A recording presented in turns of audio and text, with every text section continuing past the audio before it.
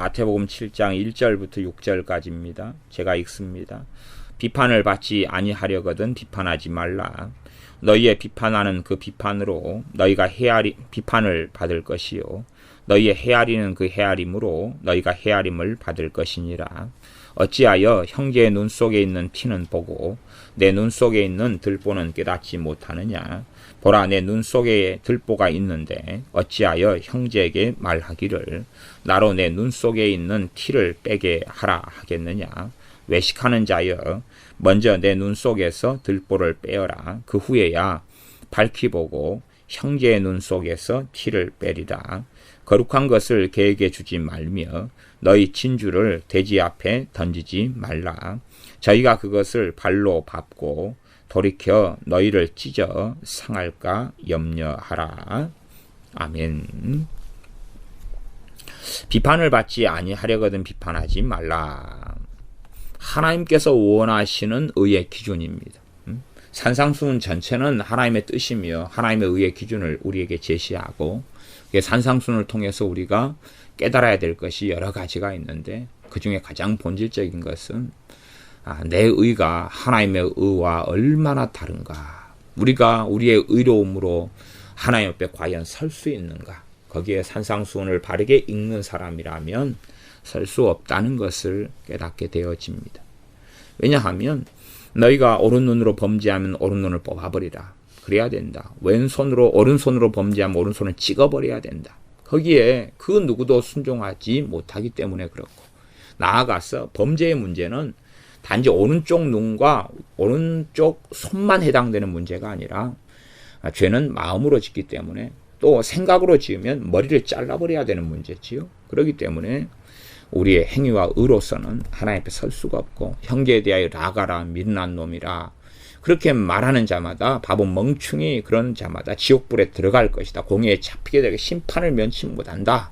지옥불에 들어갈 것이다 말씀했으면 누가 그런 죄를 안 짓고 산 사람이 어디 있느냐는 것입니다. 그것이 하나님의 법의 기준과 우리 자신을 비추어서 우리가 우리 주 예수 그리스도가 아니면 결코 우리의 행위와 의로서는 구원받을 수 없다는 것을 깨달아야 하는 것이 산상수훈의 명백한 진리가 되어지고, 나아가서 두 번째는 그럼에도 불구하고 하나님께서 요구하시는 의의 기준을 우리가 알고 그 의의 기준에 따라서 우리가 살아야 한다 하는 사실입니다.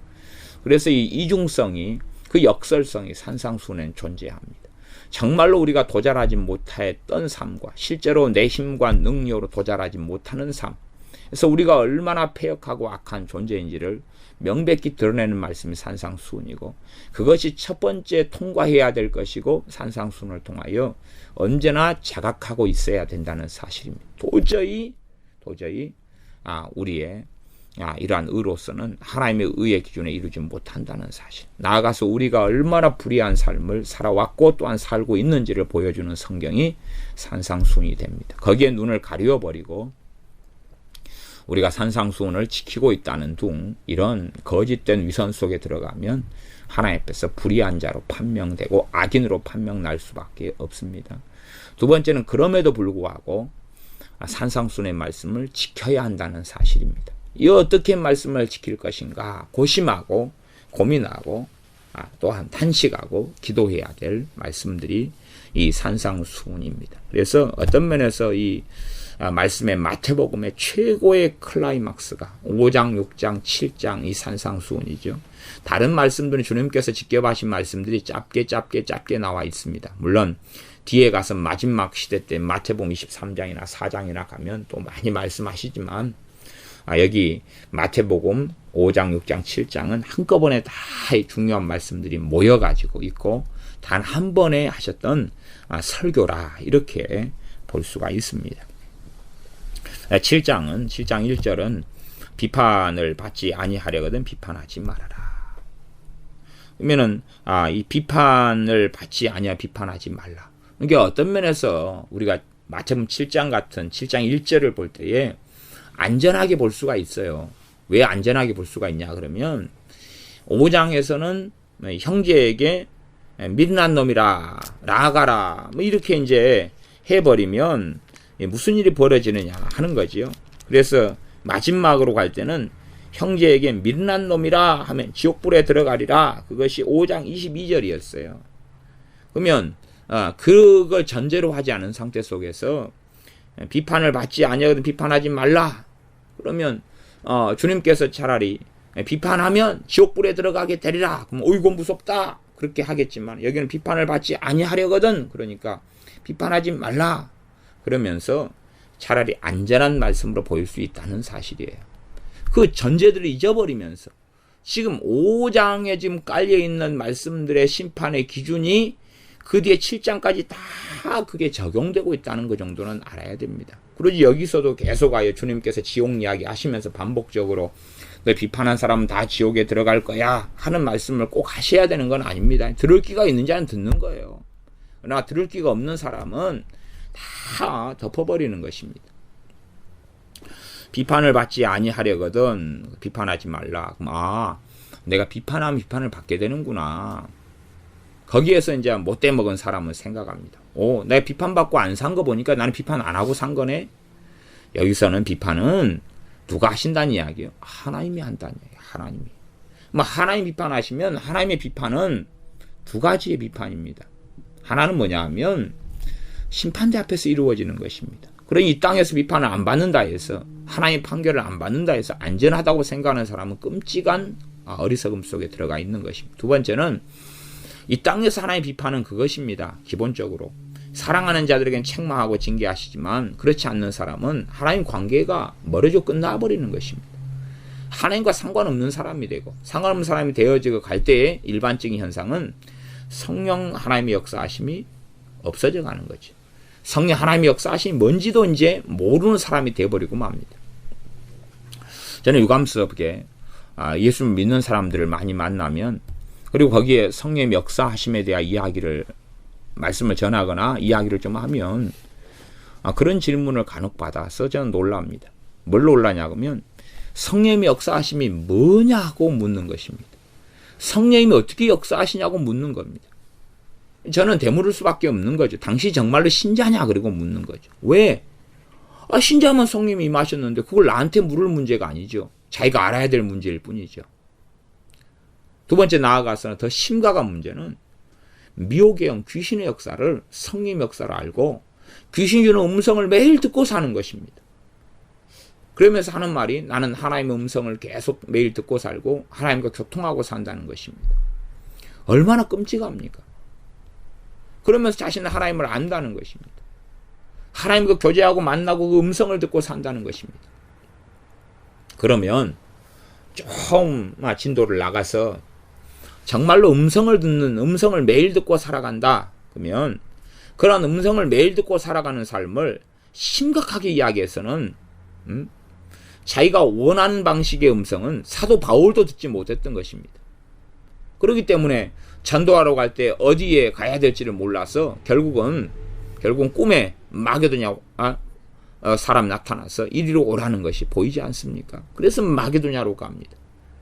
나아가서 사도 바울과 바나바가 마가 때문에 대판 싸우고 갈라질 때도 그 음성이 들리지 않지 않습니까? 들을 수 없지 않습니까?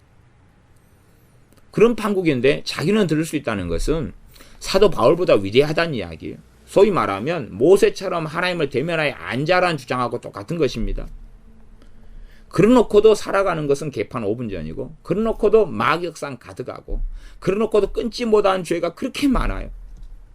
그러면서 매일 음성을 듣고 산다는 것이 이상하지 않습니까?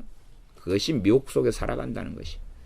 정말로 매일 음성을 듣고 산다는 것은 하나님과 정말로 깊은 관계에 있고 그렇다는 이야기는 그리스도의 장성한 분량에 이르렀다는 이야기예요. 누구보다 성령 충만하고 누구보다 사랑과 희락과 화평과 오래 참음 자비 양선 충성 온유 절제 열매가 가득히 맺히고 있고 성령 충만하고 주님과 동행하고 기쁨 속에 살고 말씀의 능력이 나타나고 기도의 능력이 나타나고 원수 마귀를 물리치고 이기는 하나님 말씀이 마음속에 거하여서 말씀의 권능을 체험하고 그러한 많은 것들을 현재 실현되고 체험하고 살아가는 사람입니다. 나아가서 많은 사람을 가르치는 스승의, 교사의, 선생의 자리에 있어야 하는 게 맞는 것입니다. 왜? 그런 사람을 하나님께서 안 쓰시는 경우는 없기 때문에 그렇습니다. 그러나 기본적인 것도 깨닫지 못하고 알지 못하는 주제에 음성을 듣고 살아간다 하는 이상한 주장을 펼치는 사람들을 참 많이 만납니다. 참으로 황당한 이야기죠. 나아가서 뭐 무슨 선교단체 이런 데서는 뭐라고 이야기합니까? 음성 듣기 훈련을 시키는 겁니다. 그게 훈련으로 된다는 사실입니까? 내가 물으면 하나님은 자비하셔서 다 말씀해 주신다는 황당한 주장을 펼칩니다. 정말로 하나님이 요구하시는 의로운 삶의 기준에 부합되고 하나님이 원하시는 의인의 삶을 살아갈 때 그 사람과 하나님은 가까이 하시는 것입니다. 예수님의 십자가의 피로 인하여서 하나님 가까워진 건 사실입니다. 그러나 가까워졌다는 것이 정말로 가까운 관계로 지금 살고 있다는 것하고는 다른 이야기라는 것을 기억하고 알아야 됩니다. 내가 의로운 삶의 자리에 서서 살아갈 때만이 하나님과 진정으로 친밀한 사귐이 있는 삶을 살아갈 수 있는 것입니다. 그래서 이 사도 요한을 통해서 요한 1서에는 그렇게 말씀하고 있습니다.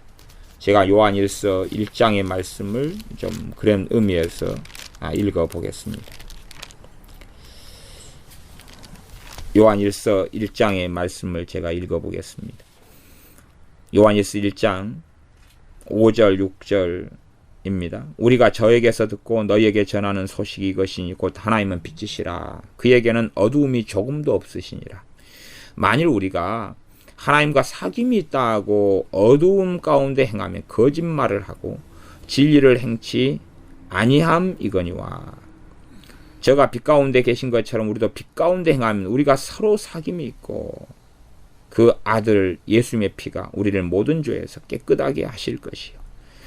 하나님과 사귐이 있다 하면서 어두운 가운데 행하면 거짓말을 하고 진리를 행치 아니하는 자다 이야기하는 것입니다. 그러니까 내가 하나님과 사귐이 있으니까 하나님의 음성을 맨날 듣고 사는 것 아닙니까? 그러면 그에게는 마찬가지로 어둠이 없어야 되는 것이. 그런 진리 가운데 살아야 되는, 진리를 행하니까. 그러면 진리를 행한다는 이야기, 행할 수 있으려면 진리는 기본적으로 알고 깨달아야 돼. 진리의 말씀 성경 66권은 알고 깨달아야 돼. 알고 깨달아야지만이 행하지, 알지도 못하고 어떻게 행한다는 이야기입니까? 그렇게 될 수는 없는 거지요. 그러니 하나님과 사귐이 있다고 주장하는 무수히 많은 사람들이 있습니다. 나아가서 수준이 모세의 수준이고 하나님의 음성을 듣고 대면하여 안다고 주장하는 무수히 많은 사람들. 자기가 듣고자 하면 하나님의 음성은 다 들을 수 있다고 주장하는 이상한 사람들. 참으로 황당한 사람들입니다. 차라리 돌멩이를 핸드폰이라고 하고 돌멩이를 가지고 돌멩이를 콕콕 손가락을 누르면서 여보세요 여보세요 말씀해 보세요. 그러는 것이 덜 정신병자라고 그렇게 이야기할 수 있을 것입니다. 일단은 이제 7장 말씀을 보겠습니다. 마태복음 7장이죠. 비판을 받지 아니하려면 비판하지 말라. 비판을 하시는 대상은 하나님이시 되신다는 건 알아야 됩니다. 사람 비판의 문제는 아닙니다. 사람의 비판이야 뭐 양심이 강팍한 사람이고 악한 사람은 다 흘려보내버리고 무관심해버리죠. 그런 거지. 이렇게 사람의 비판 문제가 아니라 하나님의 이 심판의 문제를 지금 이야기하고 있는 것입니다. 7장 2절 너희의 비판하는 그 비판으로 너희가 비판을 받을 것이고 너희의 헤아리는 그 헤아림으로 너희가 헤아림을 받을 것이니라. 사람이 한다는 이야기가 아니라 하나님이 하신다는 이야기입니다. 하나님의 비판에 들고 하나님의 헤아림에 들면 하나님 관계가 결코 이 땅에서는 좋을 수 자체가 없습니다. 7장 3절 어찌하여 형제의 눈 속에 있는 티는 보고 내 눈 속에 있는 들보는 깨닫지 못하느냐. 7장 5절 외식하는 자여 먼저 너 눈 속에서 들보를 빼어라. 너부터 자라라. 그런 이야기입니다. 너부터 자라라. 이렇게 외식하는 자여라고 말씀하는 주제가 앞에서도 계속 나오는 것입니다. 외식은 바리새인들만 했던 게 아니라 우리들도 외식을 하고 살아간다는 사실입니다. 외식에는 크게 두 가지가 있을 겁니다. 밖에 나가서 밥 사 먹는 것하고 그 다음에 사람 보기 위해서 하나님 앞에서가 아니라 사람 앞에서 살아가는 삶. 위선자의 삶. 왜 위선자라 그러냐 하면 하나님 중심의 삶이 아니라 사람 중심의 삶을 살아가는 것. 대표적인 사람으로 사울 왕이 그렇게 하고 살아갔었습니다. 외식하는 자여 먼저 내 눈 속에서 들보를 빼어라. 그 후에야 밝히 보고 형제의 눈 속에서 티를 빼리라. 그러니까 너부터 자라라 그런 이야기예요. 남의 비판거리 비난거리를 보거든 너 자신을 돌아보아서 남을 그것 가지고 책망하거나 탓하거나 하기보다 하나님 앞에서 너 자신을 돌아보아 정결케 하는 것이 가장 먼저 된 것이다 하는 사실입니다. 심지어 남을 비판하는 사람들의 다수가 자기 안에는 비판하는 사람들보다 더 큰 문제점을 가지고 있다는 사실입니다. 그러니까 상대방의 튀고 자신은 들보는 기둥같이 큰 것이 박혀 있다는 사실이에요. 그러니 기둥이 박혀 있으면 얼마나 앞을 제대로 보지 못하겠습니까? 요즘은 건축 기술이 많이 발달해서 뭐 좋아졌지만은 제가 이 예배당에 출석하고 다녔을 때는 과거에는 건축 기술이 안 좋아가지고 예배당 안에가 기둥들이 많이 있었어요. 그러니 기둥 때문에 기둥 뒤에 앉으면 목사님이 보이지를 않아요. 그런 자리들이 참 많이 있었어요. 요즘은 건축 기술이 좋아져서 예배당이 커도 그 안에 기둥을 이 사람들에게 방해가 되지 않도록 앞이 가리지 않도록 대부분은 이렇게 다른 데로 옮겨놓거나 없애거나 이렇게 건축을 하기 때문에 별로의 기둥들이 별로 없는 거죠. 그 한 기둥이 앞에 가로막고 있으면 앞이 보이질 않아요. 찬양하는 하는 사람들도 보이지도 않고 설교하시는 목사님도 보이지 않으니까 그런 자리에 앉을 땐 참 불편한 거죠. 그 이상으로 우리 눈에 기둥이 있고 들보가 있으면 보이질 않아요. 그러니 소경된 삶처럼 그렇게 살아가는 것입니다. 잘 보이지도 않는데 어떻게 남의 눈에 있는 티를 뺄 수가 있겠어요. 내가 앞도 잘 안 보이는데. 그런 것을 지금 말씀하고 있습니다. 실제로 이 비판을 많이 하고 살아가는 사람들은 그 사람보다 실제로 그 사람의 문제, 비판한 사람의 문제는 더 크다고 지금 주님은 증언하고 계시는 것입니다. 그래서 우리가 이 비판이라는 것은 정말로 무서운 것이다 하는 것을 생각해야 됩니다. 하나님의 의의 기준에 있어서 비판하는 삶은 그 사람 자신은 하나님하고는 너무나 거리가 먼 삶을 살 수밖에 없다 하는 것입니다. 왜냐하면 비판의 무서운 것이 어떤 점이냐 하면 비판한다는 것, 그것은 정죄한다는 것입니다. 정죄는 재판하고 판결한다는 것이고요. 판결권은 하나님만 가지고 계신 것이죠. 하나님만이 가지고 계신 판결권을 사람들이 행사하는 것입니다. 하나님 자리에 앉았어요. 그렇기 때문에 우리가 어떤 사람의 문제를 다룰 때 되면 판결권은 하나님만이 가지고 계시기 때문에 하나님의 영이신 성령님의 인도하심을 통해서 그 사람의 문제점을 다루어야 하는 것입니다. 왜? 우리가 하나님의 이런 종이 되어져서 하나님의 노예가 되어져서 하나님의 도구가 되어져서 그렇게 해서 우리 안에 성령의 역사와 인도하심과 이끄심과 말씀과 지혜와 말하게 하심을 따라서 다른 사람의 문제를 다룰 때에 내가 그 사람의 재판자가 되는 것이 아니라 하나님께서 재판자가 되시며 하나님께서 돕는 이가 되시며 문제를 지적하시도록 우리를 내어 맡기는 그러한 사람이 되어져야 합니다. 7장 6절 거룩한 것을 개에게 주지 말며 너희 진주를 돼지 앞에 던지지 말라.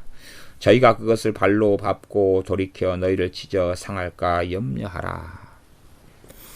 아마 제 설교 가운데 7장 6절 설교가 참 이 많은 사람들이 지금까지도 이에 대한 설교 때문에 이렇게 감사하다는 편지도 많이 받기도 하고 또 그에 대한 의문점들을 묻는 이러한 것도 많이 있었지 않나 싶습니다. 그래서 은혜 받은 것 함부로 나누지 말라 이런 설교를 한 2편 정도를 각기 다른 양상 속에서 했던 오래전의 일이 있습니다.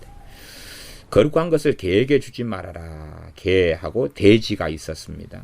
문제는 이 개하고 돼지는 누구의? 악인이에요. 악인. 그래서 제가 의인과 악인 이야기를 하고 있는 것입니다. 개하고 돼지는 악인이에요. 그러면 이 악인들인데 이걸 거룩한 것이 뭐예요? 거룩한 것. 그다음 너희 진주. 우리가 무엇이 거룩한 것이냐? 하나님에게서 지금 기원한 것들이죠.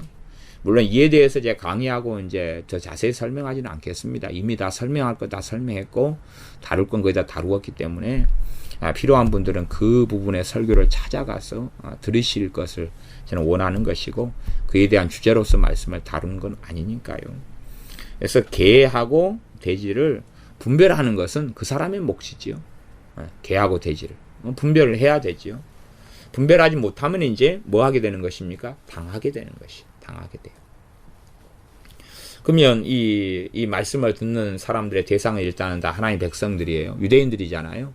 선민이고요. 그 아내가 개하고 돼지가 있는 것이었지 이방인들 이야기하는 게 아니었습니다. 이게 지금 우리식으로 하면 믿는 사람들 안에가 뭐가 있다고? 개하고 돼지가 있다는 사실은 생각하셔야 됩니다. 불신자가 개하고 돼지다 그러면 다 구별이 되지요. 근데 그런 문제 아니에요. 신자들은 신자들하고만 참된 교제를 하고 살아갑니다. 불신자들은 복음의 대상이지 마음을 나누고 인생의 목표를 나눌 사람들은 아니에요. 왜? 예수님의 사람들은 인생의 목표가 주 예수 그리스도이기 때문에 그렇고 하나님의 영광이기 때문에 그렇습니다. 그러나 세상 사람은 세상이 목적이고 비전이고 꿈이기 때문에 그들과 함께 한 소망을 나누고 살 수가 없어요. 그렇기 때문에 참된 교제의 대상은 그리스도인들일 수밖에 없습니다. 나머지는 그 교제를 하는 것은 그들을 주 예수님께로 이끌기 위한 덕을 세우기 위함이며 구원을 받을 수 있도록 하기 위한 것이다 하는 사실입니다. 그러니 심지어는 내 가족이고 부모 형제라 할지라도 가장 깊숙한 것은 그가 불신자라면 나눌 수 없는 것입니다. 그런 것까지 나누고 살아버리면 정말 큰 어려움을 스스로 자초하는 일들이 아주 많게 되어지는 경우는 비일비재하게 되어집니다. 그래서 거룩한 것을 개에게 주지 말며 너희 진주를 돼지 앞에 던지지 말라. 좀 여러 걸음을 건너가서 이야기하자면 어떨 때는 내가 오늘은 진실한 교제를 나누었던 사람이 내일은 개가 될 수도 있습니다. 내일은 돼지가 될 수도 있고 무슨 말이냐 하면 마귀 역사 속에 누가 들어가 버릴 때는 그때는 개하고 돼지가 돼버리는 것입니다. 항상 마귀 역사 속에 살아가는 사람은 개하고 돼지고 그래서 특성이 그렇습니다. 그냥 개하고 돼지의 특성은 마귀하고 동거하고 동행하는 사람이 개하고 돼지입니다. 개하고 돼지. 그러니까 그런 사람한테 거룩한 것이라는 건 당연히 첫째 거룩한 것은 하나님의 말씀입니다. 하나님의 말씀. 하나님의 말씀을 깨닫고 은혜 받고 이런 것이. 이런 것을 개다 그러면 마귀하고 함께 살아가는 존재, 함께 살아가고 동행하는 사람에게 이걸 딱 주면 타격을 받으면 치고 들어와서 공격을 해버립니다. 비난하고 정죄하고 달라들어 버립니다. 왜요? 성령의 일을 받을 수 없는 상태 속의 사람이 어떻게 성령의 일을 받냐 그 말입니다. 그래서 육에 속한 사람은 성령의 일을 받지 아니하나니 하는 말씀처럼 이 똑같이 교회 안에 이제 밖에 세상 사람들에 대한 이야기가 아닙니다. 또 세상 사람들에게도 해당될 수 있어요. 일단은 하나님의 백성이라고 하는 유대인들 속에서도 하나님을 제대로 안 섬기고 종교인으로 있는 사람도 있죠. 안 믿으면서 믿는 척 가장하는 사람도 있고 그 다음에 믿으려고 애쓰는 사람도 있고 열심히 믿지만 그런 마귀 역사 속에 많이 눌리고 사로잡혀 살아가는 사람도 있고 다양한 부류가 있을 거다 그 말이에요. 그래서 때로는 불신자들 가운데도 당연히 개가 많죠. 그 다음에 신자라고 하는 사람들 안에서도 개가 많고 그 다음에 또 이렇게 늑대 인간도 많다 그 말이에요. 늑대 인간. 늑대 인간이 뭐겠어요? 오늘은 사람이었다가 보름달에 뜨면 늑대로 변하는 거죠. 그러니까 그것이 이제 늑대 인간이 많아요. 여우 인간도 많고 늑대 인간도 많고 구미호죠. 사람으로 쫙 변했다가 그 다음 다시 여우로 쫙 변신하는 거예요. 그런 것처럼 이런 경우도 많죠. 그래서 마귀 역사를 막 받으면 이제 쫙 변신하는 거예요. 변신해가지고 이제 늑대는 뭐예요? 막 물어뜯는 거죠. 여우도 막 물어뜯고 막 공격하고 간을 빼먹고 심장을 빼먹고 막 그러는 거죠. 무덤을 파고 막 그럴 수도 있어요. 그래서 그런 상태가 되어졌을 때는 나누어서는 곤란한 거예요. 거룩한 것을 나누어줘서는 안 돼. 하나님께로부터 온 것들을 나누어줘서는 너희 진주를 던져서는 곤란해. 무슨 일이 벌어지냐 그러면 결과를 보면 알아요. 결과를. 성경을 보면 결과를 보면 알아요. 저희가 그것을 발로 밟고 모독해요. 공격해요. 하나님께로부터 온 것도 하나님께로부터 오지 않았다고 막 하기도 해요. 그러면서 너희를 찢어 상하게 하는 일이 벌어져요. 이게 그렇게 너희가 지금 거룩한 것을 개에게 주려고 그러고 진주를 돼지 앞에 던지려고 그래. 그런데 그런 상황 속에서 찢어 상할 일이 벌어진다는 사실이에요. 너희를 찢어 상할 일이 벌어질 테니까 그것을 하려면 각오하라는 것입니다. 그 염려는 하고 그 생각은 하고 그 고민은 하고 그 다음에 거룩한 것을 개에게 던지더라도 줘보고 너희 진주를 돼지 앞에 던져라. 그 각오는 해라. 그 각오는 해라. 그것이 사랑이 아니라는 것입니다. 그것이 개에 대한 사랑, 그게 돼지에 대한 사랑은 아닙니다. 뭐 또 다른 사랑을 할 수도 있어요. 그 사랑은 사실은 어떤 말하자면 이런 불륜적인 사랑인데, 이 보신탕집에 가서 개고기를 항상 상습적으로 즐기고 삼겹살을 항상 상습적으로 즐기는 그러한 개와 돼지와의 또 다른 이 비밀적인 사랑을 또 할 수도 있습니다.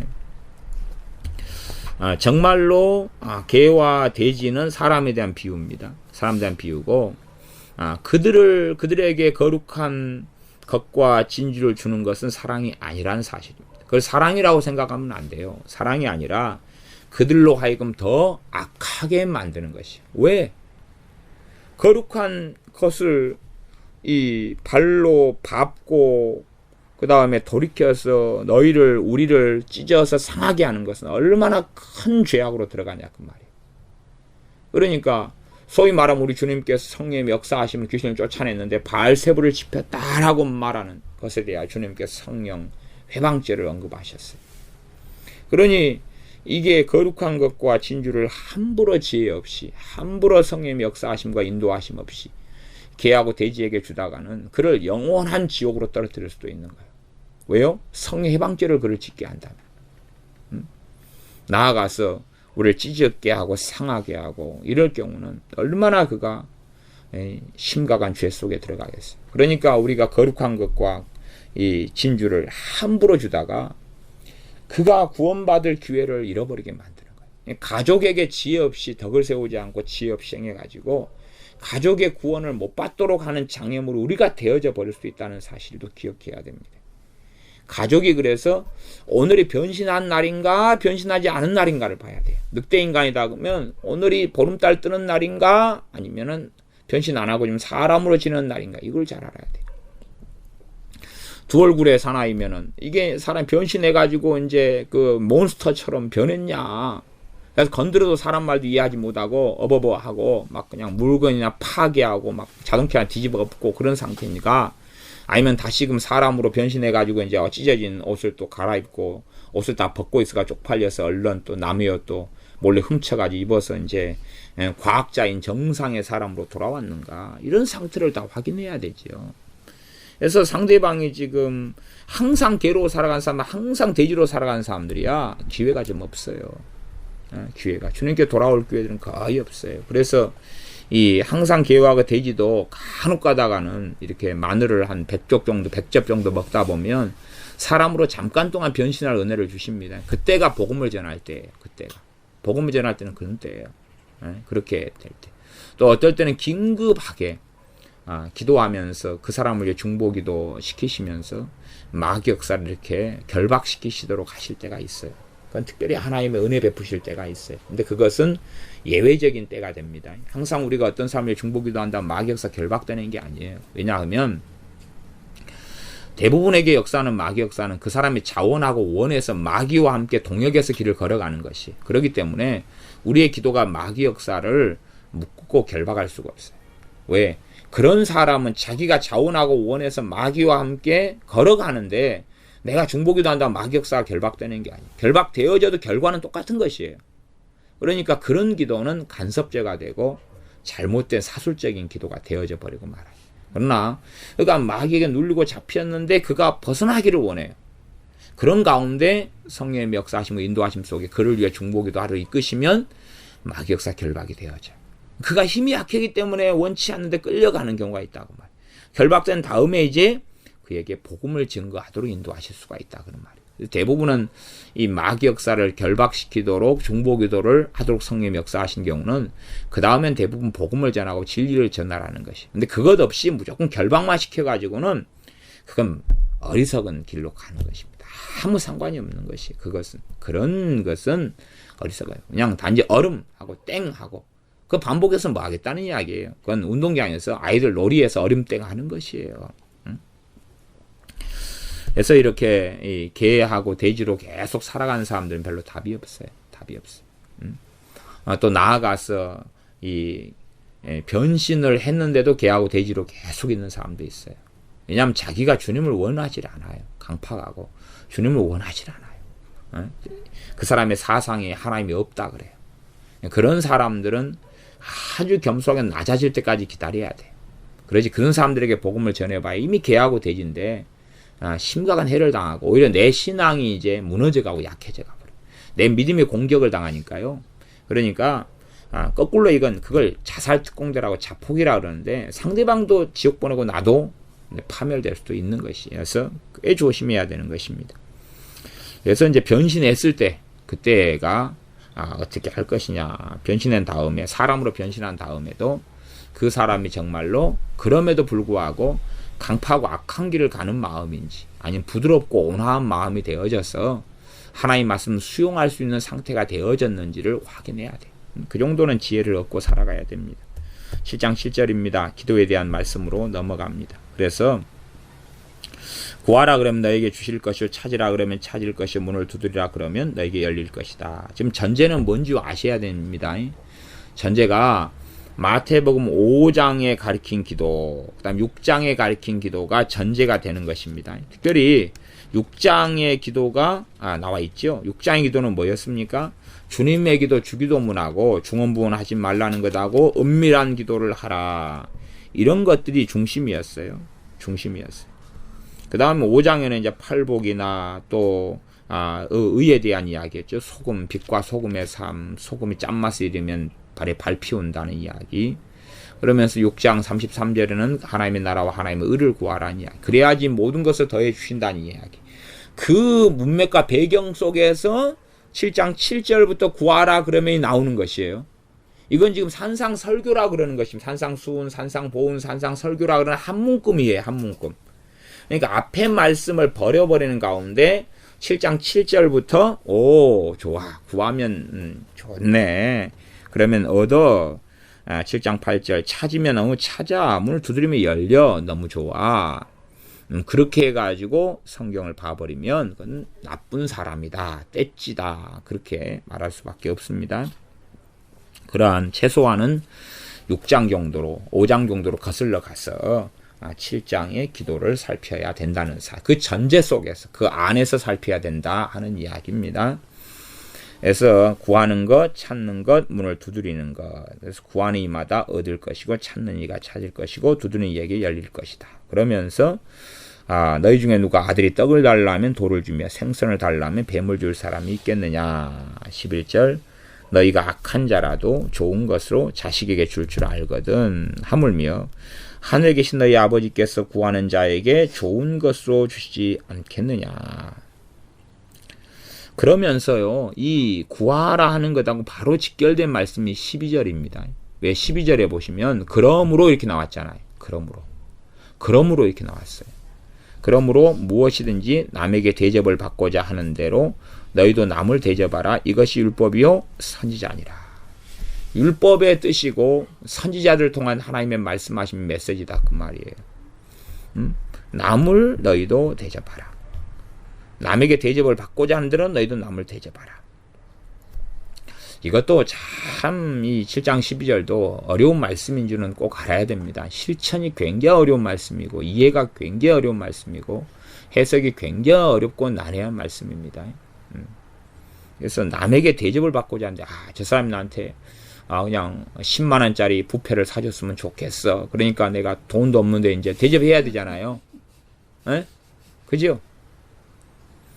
저 사람은 내 친구인데 저 사람은 100억 부자예요. 나는 그냥 돈 하나도 없어요.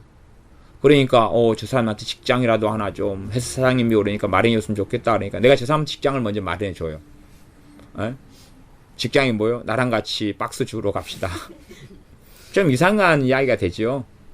그러니까 얼마나 해석이 난해하고 어려운 줄은 아셔야 돼요.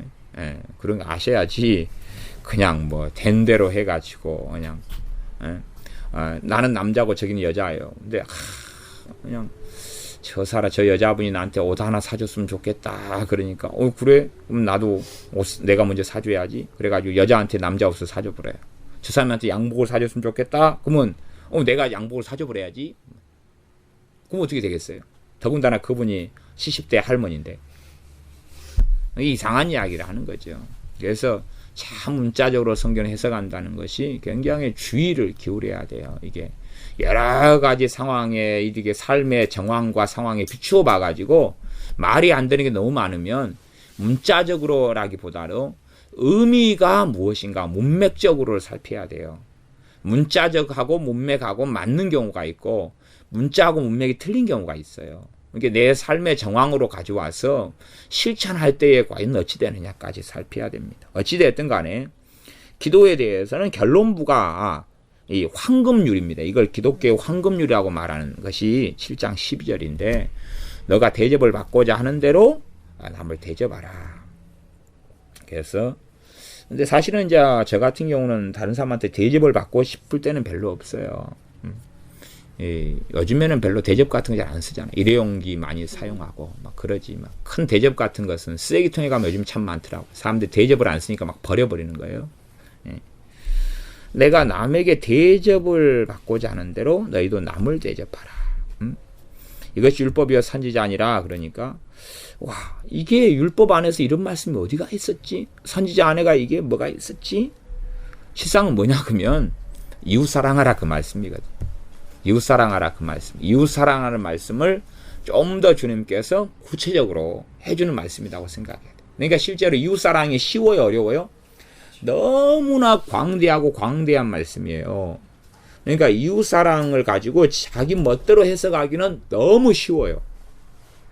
지금 이웃 사랑을 가지고 주님께서 7장 12절을 말씀한 거. 이게 7장 12절도 어려워요. 그럼 이웃 사랑은 해석이 더 어렵다는 이야기예요. 이웃을 내 몸처럼 사랑하는 말씀 해석이 너무 어려워요. 봐보세요. 7장 12절에 해서 이웃 사랑으로 가가지고, 온 율법과 선지자의 강령이 하나님 사랑, 이웃 사랑이죠? 그러면 똑같은 이야기를 지금 비슷한 이야기가 나와 있어요. 선지자, 율법과 선지자니라 그랬어요. 그러면 이웃 사랑이고 하나님 사랑인데 이웃 사랑으로 가서 이웃을 내 몸처럼 사랑하라 이렇게 가서 7장 6절로 가보라 그 말이에요. 거룩한 것을 개에게 돼지에게 주지 말아라 그 말이에요. 이게 이웃 사랑이라 그 말이에요. 왜? 내가 거룩한 거 진주를 주면 좋을 것 같지만 이들은 이걸 받은 다음에 가치도 모를 뿐만 아니라 더 악한 자, 패역한 자가 돼버리고 그 다음에 결국은 영원한 심판까지 받아버릴 수 있기 때문에 그래요. 성령 해방죄를 짓는다면 어떻게 되겠어요? 물론 성령 해방죄에 대한 거 설명하기가 참 난해하고 어려운 말씀이어서 한마디로 이야기 못하고 그런 거 설명하려면 한두 시간 이상은 최소한은 가지고 해야지 기본적인 것을 설명할 수 있습니다만은 그럼 그렇게 될 수도 있다 그런 말이에요. 그러하기 때문에 우리가 이웃사랑이 우리 관점과 인본주의적 관점으로 가면 참 끔찍한 사태를 일으키는 것입니다. 그래서 이웃을 내 몸처럼 사랑한다는 것은 성경 전체를 통하여 조망하고 살펴봐야 되는 것이지 그냥 그것만 하나만 가지고 사로잡혀 가지고 뭐 꿈을 꿨는데 하나님께서 내 이웃을 사랑하라 그러면 족하니라 그렇게 단순하면 하나님이 성경 66권 써놓으셨겠어요? 네? 그렇게 생각하는 거예요? 그래서 여호사밧 같은 왕이 아합 왕하고 연혼하고 아합 왕을 도왔어요. 선지자 나타나서 뭐라고 이야기해요? 너가 악한 자와 사귀고 악한 자와 교제했기 때문에 하나님이 너에게 진노하셨다 그래요. 너가 심판을 받을 거다 그래요. 그게 어떻게 이웃사랑이에요? 그러니까 이 악인과 교류하고 악인과 함께 살아가는 것이 이웃사랑이 아니라요. 하나님을 미워하는 것이며 하나님을 사랑하지 않는 것이며 하나님과 적대하는 것이에요. 그러니까 이웃사랑은 전제가 뭐예요? 하나님 사랑 속에서의 이웃사랑인 거예요. 하나님 사랑 속에서 이웃사랑인 거예요. 그걸 이해 못하면 오른손은 하나님 사랑, 왼손은 이웃사랑 그런 멍청인 거예요. 하나님 사랑이라는 큰 원 안에가 이웃사랑이라는 작은 원이 들어가 있다고 생각해야 돼요. 그걸 생각해야 돼요. 예를 들어서 내 부모가 정말 원하는 건 제사예요. 그렇다고 쳐요. 정말 제사인데 그래서 내 엄마가 너무나 제사를 조상에게 드리기를 간절히 원해요. 근데 내 어머니가 몸이 불편한 거예요. 그 평생의 소원은 제사 때를 어기지 않고 막 조상에게 제사하는 거예요. 몸이 불편해요. 힘들어요. 그래서 좀 도와달라 그래요. 내가 몸이 아프고 힘들어서 정말로 내 평생의 소원은 제사 때 거르지 않고 하는 것인데 좀 도와줘야 되겠다 요청해요. 그러면은 이웃 사랑을 넘어서 이제 부모 사랑이고 부모 공경이니까 그걸 해야 되냐 그 말이에요. 그게 그러니까 하나님 사랑 안에가 이웃 사랑이 존재하는 것이다 그런 말이에요. 그러하지 그냥 이웃을 내 몸처럼 사랑하라 거기에 헷가닥 빠져가지고 이단이 되고 사이비가 되고 이상하게 되는 사람들도 역사적으로 아주 많습니다. 이게 이웃사랑과 하나님 사랑이 온 율법과 선지의 강령이기 때문에 전체 성경이 추구하고 이야기하는 거예요. 그러니까 구체적인 말씀을 통해서 알 수가 있는 거예요. 그렇기 때문에 참으로 이 하나님의 사람들은 성경을 바르게 보고 공정하게 보면서 그러기 때문에 이것이 율법과 선지자 아니라 그러면 7장 12절도 황금률도 얼마나 이게 어려운 말씀인지를 알 수가 있어요. 굉장히 어려운 말씀이에요. 왜? 굉장히 덩치가 큰 거다 그 말이에요. 덩치가 큰 것은 얼마나 이해하기 어렵겠어요. 대학 수학이다 그러면 대학 수학을 어떻게 한마디로 하는 거예요. 그렇게 할 수 없는 것처럼 이게 굉장히 난해하다는 것을 또한 알 수가 있는 거예요. 그래서 기도에 대해서는 우리가 정말로 남에게 대접을 받기로 하는데 너희도 남을 대접하라. 이걸 그냥 평이하게 해석한다면 이웃을 내 몸처럼 사랑하라. 그건데 이러한 삶을 살아가면서 사실은 구하는 거예요. 구하는 거예요. 왜? 이런 사람이 하나님의 자녀라 일컬음을 받을 테니까. 그래서 그런 사람에게 구하라 그러면 너에게 주실 것이요 라고 말씀하는 거예요. 그러지 그냥 기도만 해. 이것만 잘라가지고 7장 7절부터 7장 11절까지만 자르면 안 되는 것입니다. 11절은 너희가 악한 자라도 좋은 것을 자식이 줄 줄 알거든 하물며 하늘에 계신 너희 아버지께서 구하는 자에게 좋은 것을 주시지 않겠느냐. 그러니까 사람의 악한 부모도 자녀에게 좋은 걸 주는다. 그러면 하나님은 악한 분이 아니라 정말로 선한 분이다. 하나님은 정말로 의로운 분이다. 그래서 구하는 자에게 좋은 것을 준다. 그까지는 이제 말씀하죠. 좋은 것을 준다. 그런다 해서 아무나 구한다 해서 좋은 걸 준다는 이야기는 결코 될 수 없다는 것은 알고 있어야 돼요. 왜? 산상순의 출발이 뭘로 시작해요? 팔복으로 시작하죠. 저는 이제 의를 위해 핍박을 받는 것과 주님을 위해 핍박받는 것을 8번째, 9번째로 따로 구분해서 구복이라 이렇게 저는 생각하고 이해하지만 그냥 쓰던 대로 팔복이라고 사용한다면 그 사람들에게 팔복에 해당하는 사람들에게 복이 있다고 성경은 선언하고 있고 주님은 선언하고 있는 것이에요. 그러면 그 복을 갖다가 기도하면 다 받으니까 기도하면 될 거 아니에요. 그러니까 이게 기도의 함정이 얼마나 많은지를 모르는 거예요. 의에 주리고 목마른 자가 배부른데 기도하는 자가 배부를 것이다. 화평케 하는 자가 하나님의 아들의 일컬음을 받을 것인데 기도하는 자가 하나님의 아들의 일컬음을 받을 것이다. 애통하는 자가 위로를 받을 것인데 기도하는 자가 위로를 받을 것이다. 이렇게 바꿔버릴 수 있잖아요. 그건 거짓이 되는 것입니다. 그것이 아니라고 말씀하면서 출발하는 것이라는 것을 그래서 어떤 면에서 이 7장 7절부터 11절 기도에 대한 말씀도 난해한 말씀이 이게 꽤 난해한 구절이 될 수밖에 없는 거예요. 그 정도는 생각을 하셔야 돼요. 생각하셔야 돼요. 그래서 앞에 전제 속에서 기도에 대한 이해를 하고 계셔야 돼요. 그리고 하나님의 나라와 하나님의 의를 구하라. 여기에서 이어져 오는 말씀이라는 것을 아셔야 돼요. 그래서 하나님의 나라와 하나님의 의가 이 속에 있는 사람이 사실은 구하라 하는 것으로 이어지는 걸 알 수 있고, 그러지, 비판을 받지 아니하거든 비판하지 말라 그랬어요. 그러면 내가 비판을 마음대로 하면서, 비판을 마음대로 하면서, 기도하면 되고, 정죄하고 살면서, 기도하면 찾으면 찾아지고, 문을 두드리면 열리고, 기도응답 받고 살아간다. 왜? 좋은 것으로 주실 테니까. 너무 좋아. 그럼 되겠냐 그 말이에요. 그럼 이상한 사람이 되겠죠. 지금 이 하나님의 의를 제시하는 기준에 의한 삶을 제시하면서 기도를 이야기하고 있는 흐름이에요. 그러니까 산상수는 이렇게 자르면 안 돼요. 그냥 자르면 안 되고 한 덩어리로 전체를 봐야 되는 것입니다. 그래서 잘라버리는 사람들은 이 기도에 대한 말씀을 가지고 기도할 때마다 마태복음 7장부터 11절을 언급하면서 성경을 가지고 기도해야 돼. 구하는 자에게 좋은 걸 주실 거야. 그렇게 하면서 좋은 걸 주실 테니까 막 기도하면 돼. 더 많이 하면 돼. 열심히 하면 돼. 아무거나 하면 돼. 그러지만 먹을 것 입을 것 마실 것은 하나님의 나라와 하나님의 의를 구하는 사람에게 주신다고 말씀하시는 것이고 하나님께서 원하시는 의의 기준을 요구하시는 하나님이 원하시는 하나님의 백성의 삶에 대해서 이야기하고 있는 거예요. 그에 대해서 내가 살아가면서 그러면서 하나님께 구하라는 거예요. 왜냐하면 하늘에 계신 아버지께서 우리 아버지가 되셔서 좋은 것을 주신다는 이야기. 그런 삶을 살지도 않으면서 하나님 사랑과 이웃 사랑의 삶을 살지도 않으면서, 물론 그 100% 그걸 도달할 수 있다는 이야기는 아닙니다. 그러나 그런 길을 걸어가는 사람은, 한 걸음 두 걸음 걸어가는 사람은 하나님과의 화평이 있고 은혜가 있는 거예요. 은혜가 있기 때문에 누구의 역사가 있습니까? 성령의 역사하심과 도우심이 있는 거예요. 말씀에 은혜가 있고 기도의 응답들이 있다 그 말이에요. 걸어가는 여정 속에서 우리 자녀가 태어날 때부터 완벽하지 않습니다. 그러나 각 성장과 연령에 따라서 꼭 필요하고 해야 될 것들이 있잖아요. 우리가 자녀에게 천재가 되기를 원하지는 않지요. 아니면 전교 1등을 원하지는 않지요.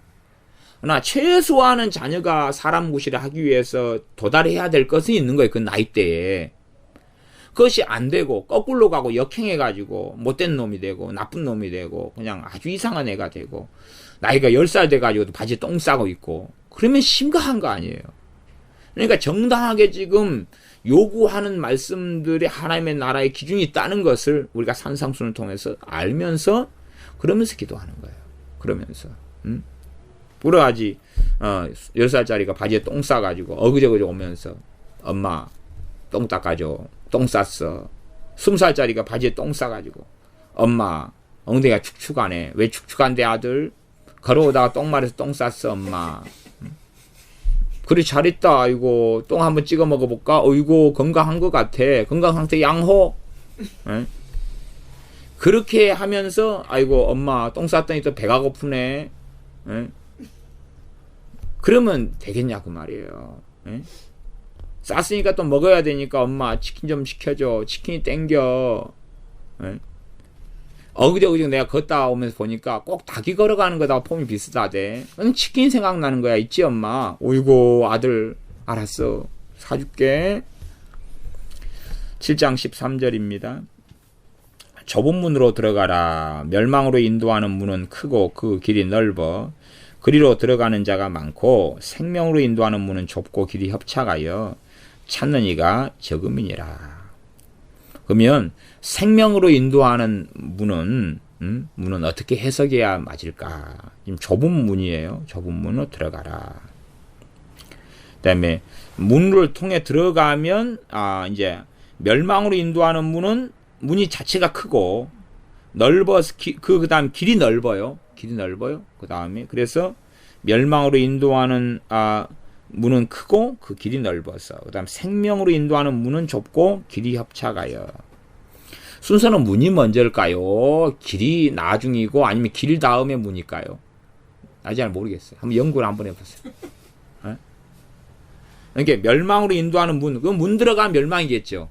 그러면 그 가는 길 자체가 보통은 이제 멸망으로 인도하는 문을 넘어서서 길이 넓게 들어갈까요? 아니면 넓은 멸망으로 인도하는 길 다음에 멸망으로 인도하는 넓은 문일까요? 생명으로 인도하는 좁은 문 다음에 그 다음에 좁은 길이 이어졌을까요? 아니면은 좁은 길을 걸어가가지고 생명으로 인도하는 좁은 문으로 들어갈까요? 나중에 리포트로서가 제출하세요. 그런 고민은 던져놓고 일단은 말씀 그대로 봅시다. 좁은 문으로 들어가라. 그래서 들어가라. 그 다음에 이 멸망으로 인도하는 문은 크다 그랬어요. 크다. 그 다음에 길이 넓어가지고 사람들이 너무나 많이 다니고 갈 수 있고 편안하다 그 말이에요. 그냥 가만히 있어서 내가 그냥 살면 멸망으로 인도하는 그러한 보통 사람들이 살아가는 삶의 모습이 그렇다 그 말이에요. 멸망으로 간다 그 말. 다시 말하면 구별된 삶을 살아야 한다는 이야기예요. 구별된 삶, 차별된 삶을 살아야 한다는 이야기예요. 만인이 살아가는 삶은 옳은 삶이 아니라는 거예요.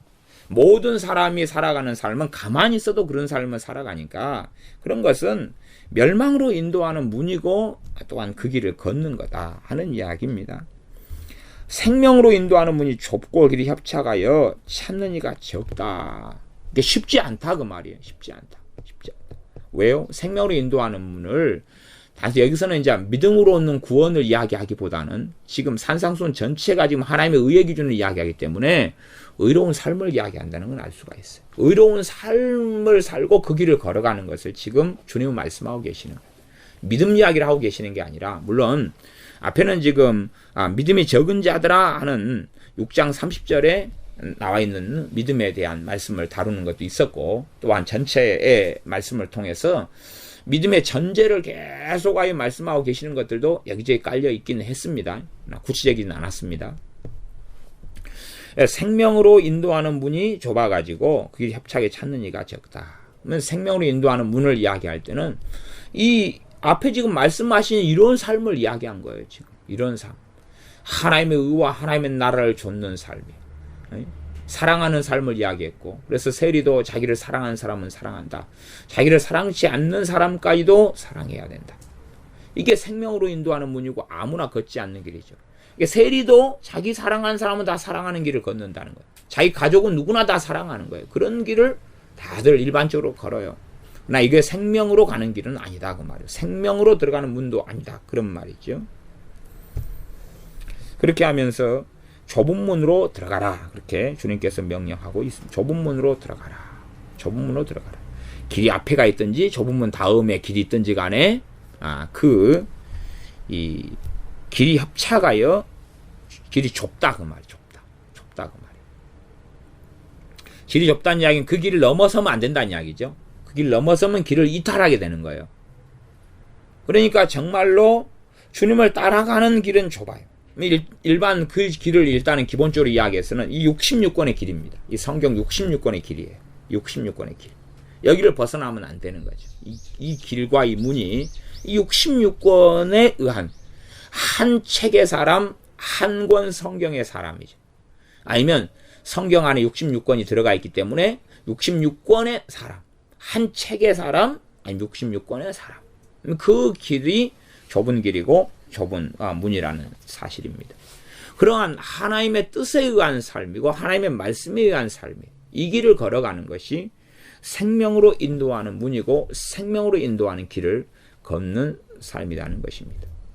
어떤 사람이 이야기, 나 예수님 믿으니까 그 다음에는 뭐 내가 알아서 뭐 살면 되지, 세상 사람과 같이 살아도 나 구원받을 거야, 뭐 이런 생각을 하면 사실은 그러한 사람의 믿음을 야고보서 말씀에는 진짜 믿음이 아니다 라고 말씀하고 있는 것입니다. 진짜 믿음이 아니다.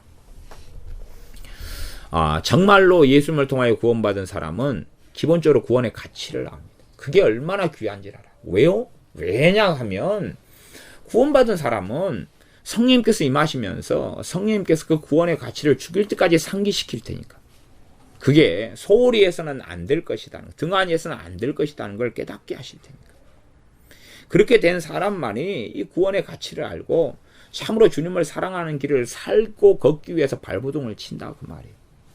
이탈하지 않고 이 좁은 문을 들어가고 좁은 길을 걸어가려고 애를 쓰게 됩니다. 진정으로 예수님의 사람은 예수님의 말씀에 관심이 있습니다. 진정으로 하나님의 사람은 하나님의 말씀에 관심이 있어요. 그러나 하나님의 사람이 아닌 사람은 관심이 없어요. 왜 관심이 없습니까? 진리의 영이서 성령님께서 역사를 안 하시니까. 그러나 진리의 영이 성령님께서 역사하시는 사람은 관심이 있죠. 왜?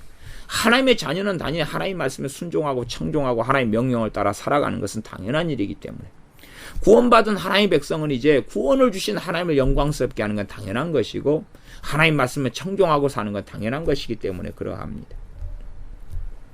15절로 넘어갑니다. 거짓 선지자들을 삼가라. 양의 옷을 입고 너희에게 나오나 속에는 노략질하는 일이라. 거짓 선지자들이 무슨 옷을 입는다고요? 양의 옷을 입는다. 양의 옷은 뭐예요? 좋은 이야기, 받아들이기 좋은 이야기, 그럴듯한 이야기, 먹음직스러운 이야기, 보암직스러운 이야기를 한다고 말이에요.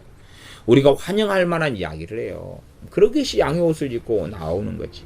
그렇지, 거짓 선지자가 나올 때 그냥 똥덩어리를 입고 나오고 그냥 막 칼 들고 나오고 총 들고 나와서 나 건들면 쏴 죽여버릴 거야, 그리고 나오면 다 도망갈 거 아닙니까? 양의 옷을 입고 나온다는 거 알아야 돼. 거짓 선지자 양의 옷을 입고 나와요. 그래서 진리를 희석시킵니다.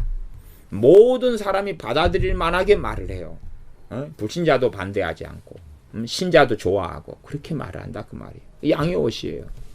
그러나 정말로 진리를 말하는 사람은요, 모든 사람이 환영하지 않아요.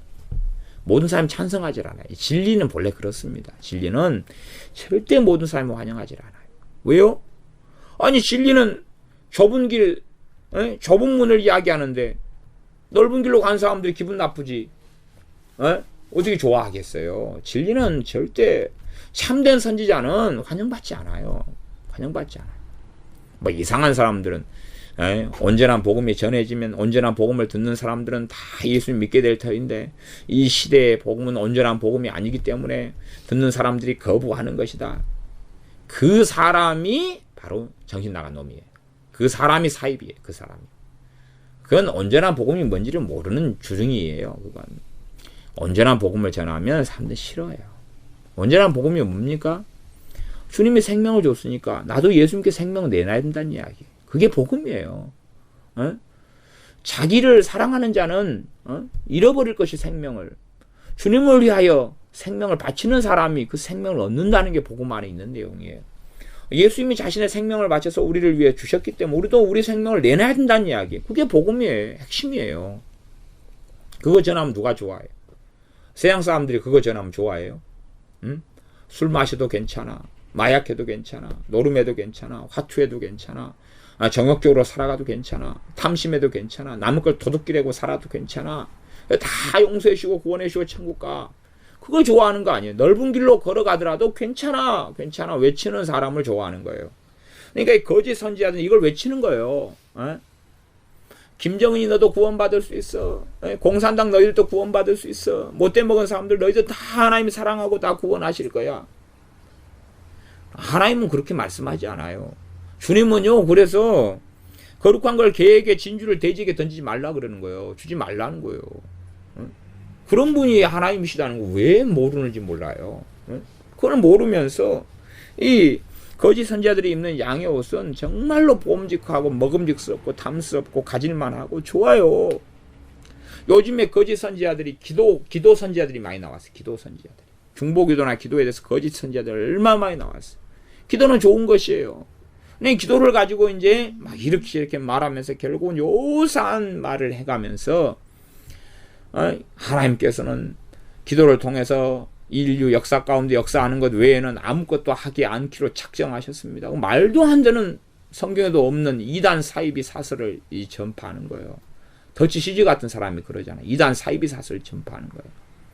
아니 하나님께서 사람을 통해서 기도가 아니면 아무것도 안 하기로 66권 가운데 언제 작정한 일이 있어요?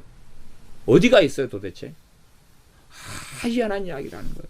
아주 이상한 이야기라는 거예요. 아주 그냥 황당한 이야기입니다. 정말로 정신 나간 이야기를 하고 있는 거예요. 이게요, 사람도요, 자기 심장을 자기가 뛰게 못하는 거예요. 에? 내가 내 심장한테 의식적으로 뛰게 하라고 명령하니까 심장이 뛴단 말입니까? 피가 돌아라고. 누구를 만나서 물어보세요. 자기 피가 몇 바퀴를 몇 초에 도는지 아는 사람이 누가 있는가? 에? 피 속도가 얼마가 나고 심장이 1초에 1분에 또 몇 번 뛰는지도 몰라요. 그것도 몰라요. 근데 몸은 다 기능하고 있어요. 왜요? 하나님이 하게 하시니까. 근데 그거 자기도 모르는데 뭐 그걸 놓고 어떻게 기도를 하겠어요? 도대체가. 심장은 하나님 몇 번 뛰게 해주십시오. 그래가 기도를 하겠어요? 하나님이 뛰게 하신 심장 속도를 벗어나보면 사람이 죽어요. 이제 조금 지나면. 그러면 자기가 계산이 잘못해가지고 하나님께 기도했다가 괜히 확 죽어버리는 거예요. 1분이 안 돼서. 어찌 되겠어요? 참 희한한 사람들이 많아요. 그러니까 이런 성경하고 어그러졌는데 성경에 있는 기도를 사용해서 말장난하고 금식을 사용해서 말하고 중보기도를 사용해서 말하고 막 부흥을 가지고 말하고 전도를 가지고 말하고 대부흥을 가지고 말하고 그러니까 양의 옷을 입고 나타나니까 그래서 사람을 높여요. 당신들은 마지막 때 대단한 군사입니다. 당신은 위대한 사람으로 쓰임 받을 것입니다. 하나님께서 택정에 불러가지고 당신들은 아주 그냥 크게 쓸 겁니다. 위대한 종들입니다. 막 그러면 얼마나 좋아하냐 그 말이에요. 그러니까 참된 선지자는 그렇게 말하지 않고 살았어요. 그러니 사람들은 거짓 선지자들을 환영하고 좋아해요. 그러니까 주님께서 거짓 선지자들 삼가라 그런 거예요. 왜? 참 선지자는 소수고 거짓 선지자는 역사적으로 항상 다수였기 때문에 그래요. 다수. 그러니까 사람들이 항상요, 거짓 선지자들을 왜 환영했냐, 그러면 그 사람들이 유명하거든요. 유명하거든요. 다른 사람들이 유명하거든요. 인정하거든요. 박사를 가지고 있거든요. 학위를 가지고 유명하거든요. 그러니까 그걸 보고 참 선지자라고 생각하는 거예요. 많은 교회 집회를 다니거든요. 많은 데 가서 뉴스에 나오고, CTS 나오고, 신문에 나오고, 방송에 나오거든요. 그러면 참 선지자인 거예요. 순진한 사람들이죠. 양의 옷을 입고 너희에게 나오나 속에는 노략질하는 이리라. 그래서 16절 그의 열매로 그들을 알지니 가시나무에서 포도를 또는 엉겅퀴에서 무화과를 따겠느냐. 그러면 열매로 안다는 건 성령의 아홉 열매로 확인을 못해요. 어떻게 확인합니까? 우리가 함께 신앙생활하는 사람들도 확인 못해요. 그냥 내가 슬픈 일 있더라도 웃는 얼굴 해주고 그렇게 어떻게 확인해요. 함께 사는 부부도 속을 서로 모르고 내가 키우는 자식도 속을 몰라요. 근데 열매로 확인할 수 있어요, 없어요?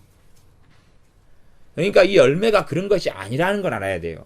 일단은. 에? 아니 내 자식 속도 모르는데 은수 속은 다 알겠습니까? 에? 지성이 속은 다 알겠습니까? 에? 박경사님은 은혜 속 몰라가지고 은혜 속 모르죠. 몰라요. 자식 속 몰라요. 근데 누구 열매 보고 확인해요? 내 자식 내가 키우고 밥 먹이고 함께 생활하고 살아도 모르겠는데. 그러니까 성경을 정말로 이상하게 해석하면 안 돼요. 그래서 신중하게 열매로 안다는 말씀 신중하게 해석해야 돼. 신중하게 진짜. 사람들이 너무 자고하고 너무 교만하고 너무 자기 마음대로인 것 같아요. 신중하게. 열매가 뭘까 신중하게 고민해봐야 돼. 신중하게 고민해봐야 돼. 신중하게. 쉽지 않은 거예요. 쉽지 않은 거. 그러면 이제 열매가 첫 번째 열매는 말입니다. 말이에요. 말이면 그 사람 말에서 나오는 말이 뭐하고 맞아야 돼요? 진짜 선지자면 성경 66권하고 맞아야 되는 거예요. 66권하고 맞아야 되는 거예요. 그 다음에 내가 그래서 설교자 같으면 그렇게 이야기했어요. 설교가 끝난 다음에 그 설교자가 영광을 가로치면 누가 남아요? 설교자가 남아요. 그러나 하나님께서 영광을 받으시면 설교자는 사라지는 거예요. 그래서 설교가 끝나고 기도할 때 되면 그 목회자의 설교는 사라지고 하나님만이 남아요. 뭔 말했는가도 잘 기억도 안 날 수도 있어요. 그리고 하나님 앞에 회개하게 되고 하나님 앞에 나아가게 되고 의지하게 되고 하나님을 찾게 되는 거예요. 하나님에 대해서 사랑이 생겨나고 마음이 뜨거워지는 거예요. 그러면 열매가 좋은 거예요. 그럼 알 수가 있는 거예요. 근데 설교자가 남아요. 저분한테 암수 한번 받고 싶은데 저분의 애언 한번 받고 싶어. 응? 저분 중보기도자 명단에 내가 들어갔으면 좋겠는데 저분 안수 받으면 성령 충만 많이 받았다. 나도 받고 싶은데 저분 치유기도 받으면 그렇게 많이 치유된다고 나도 좀 기도 좀 받아가지고 치유 좀 받고 싶다. 그 열매인 거예요. 그게. 응? 그런 것을 생각해야지 무슨 어이구 저 목사님은 왜 그리 막 온화한 표정을 지으며 설교해. 설교할 때 보니까 나는 여러분들을 위해서 내 목숨을 내놓을 수도 있습니다. 저는 그렇게 설교한 사람들 많이 만났거든요. 많이 들었거든요. 목회자들 대놓고 나는 성도님들을 정말 사랑하기 때문에 나는 그냥 피를 뽑아서라도 목숨을 내놓고라도 사랑합니다. 양들을 교인들을 사랑합니다. 이렇게 주장하는 사람들이 있어요. 근데 참 그렇게 하면 이제 그게 설교 시간에 누가 영광을 받아요? 그 목회자는 얼마나 찬탄할 만한 사람이냐 그 말이에요. 자기가 얼마나 헌신되게 살아왔는지 돈 없이 살아왔는지. 제가 옛날에 어떤 설교자를 보고 사실 웃었어요. 솔직한 이야기는 비웃었어요. 솔직한 이야기. 왜냐하면 자기는 정말로 고생하면서 헐벗고 굶주리고 어려움 가운데 살았대요. 아니 솔직한 이야기 우리나라의 유명한 사람입니다. 유명한 사람 중에 한 명이에요. 근데 그래가지고 정말로 돈 없이 막 살았대요. 그래가지고 하는 말이 뭔지 아세요? 뭔지 아냐면 진짜 없게 힘들게 살았을 때가 자기가 교회에서 월급 100만 원 받았을 때래. 그게 제일 힘들었을 때가 교회에서 월급 100만 원 받고 살았을 때였대. 그게 정말 어려운 험난한 세월이었다 그래. 그래서 내가 속으로 이거 정신 나간 놈 그랬어요. 정신 나간 놈 그랬어요. 그래서 참 미안한 사람들이 많아요. 응? 그렇게 자기의 어떤 망상에 빠져가지고 살아가는 사람들이. 자기 기준에 빠져가지고 자기는 정말로 그래 내용은 자기가 너무 헌신하고 있다는 거예요. 헌신하고 있다는 거예요. 뭐 갖고 어떨 때는 월급이 이제 200만 원 되는데 너무 적다는 거예요. 그런 이야기를 하는 거예요. 하는데도 결국은 사람들은 잘 이해를 못 하는 거예요. 그리고 결론은 뭐냐? 그 목사님을 너무 존경하게 된다니. 말씀대로 산다고 막 찬탄하는 거예요. 그런 어떤 또 목회자가 있어요. 사람들이 굉장히 존중하고 따르고 그 사람 책도 좀 내고 그래서 책도 팔리고 그런 사람이 있어요. 그래서 내가 웃었어요. 왜 웃겠어요? 나는 지금도 월급 100만 원을 못 받고 있는데 못 받는 게 아니라 제가 책정해가지고 안 받고 있는 건데 그러나 그런 어려운 삶하고는 아무 상관도 없는데 그런 양반은 그런 정신 나간 소리를 하니까 웃은 거예요. 정말로 누구 영광을 가로채고 사느냐 그 말이에요. 그런 것부터 설교자를 열매로 판단하는 게 틀리고 말로 특별히 그가 이제 지금 선지자에 대한 열매를 이야기한 거 아니에요? 참된 선지자는 뭘 증거해야 돼요? 말씀을 증거해야 돼요. 그러면 열매는 기본적으로 열매는 지금 말이라고 성경은 계속 이야기하고 있어요. 말이에요. 말이에요. 그러니까 말인데 이제 말 가운데 참된 거짓 선지자들이 간증을 막 해요. 그러면 이미 그것이 문제가 상당히 위험성이 있다는 걸 내포하는 거예요. 왜냐하면 참된 선지자는 자기 간증을 많이 하겠어요? 말씀을 증거하겠어요? 간증으로 사람이 변해요? 안 변해요? 간증으로 사람 안 변해요? 간증으로는. 기도에 대한 간증을 많이 해가지고 기도를 시킬 수는 있어요. 그러나 기도에 대한 간증을 해야 기도하고 싶은 열망이 막 일어날 수 있는데 문제는 진짜 기도, 바른 기도, 하나님이 받으시는 기도를 가리키는 것은 성경을 통해서만 가능한 거예요. 그러니까 기도에 대한 책을 읽다 보면 기도하고 싶은 거예요. 왜? 기도에 대해서 양의 탈수 거짓되게 가르쳐 놓으면 기도에 대한 책 보고 기도하고 싶은 거예요. 왜? 기도만 더 많이 하면 많이 할수록 받으실 거란 충동이 일어나니까. 기도가 너무나 위대한 일이라는 거짓된 이야기를 하니까.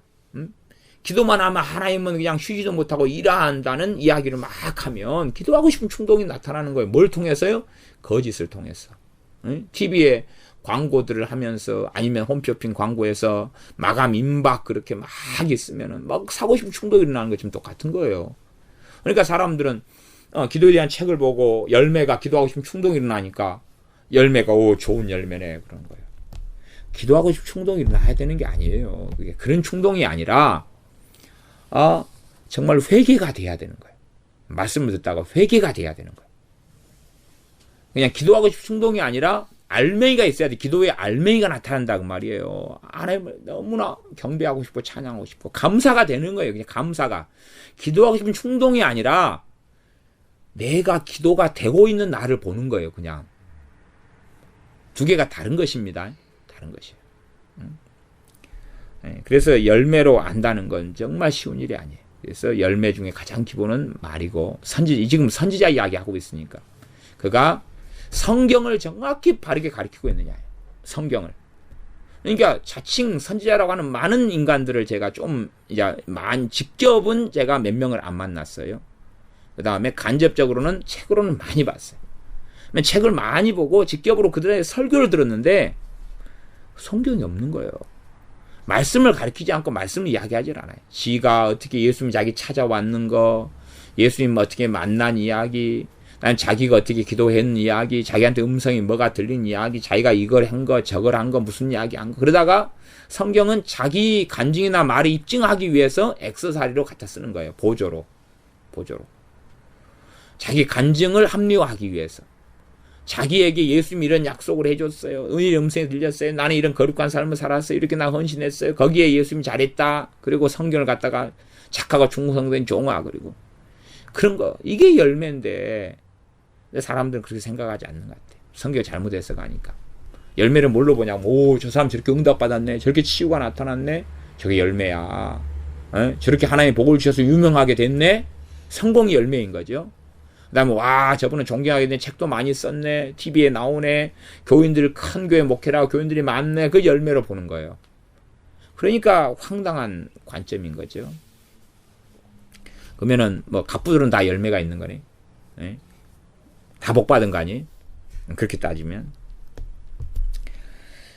그래서 18절 좋은 나무가 나쁜 열매를 맺을 수 없고 못된 나무가 아름다운 열매 맺을 수 없느니라. 아름다운 열매를 맺지 아니하는 나무마다 찍혀 불에 던지우느니라. 이렇게 이제 하나님의 의의 기준에 의해서 아름다운 열매를 맺지 아니하는 나무마다 찍혀서 불에 던지운다.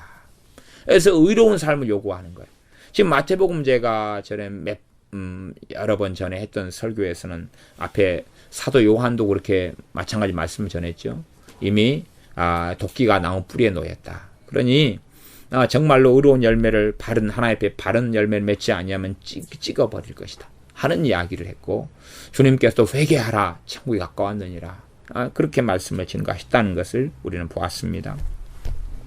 그래서 아름다운 열매를 맺지 아니하는 나무마다 찍혀 불에 던지우느니라. 던지게 될 것이라는 거예요. 그러니까 아름다운 열매를 맺어야 한다는 이야기. 아름다운 열매를 맺어야 한다. 그 아름다운 열매의 기본적인 내용은 지금 마태복음 5장부터 주님이 말씀하고 계시는 거예요. 지금 기본적인 것을.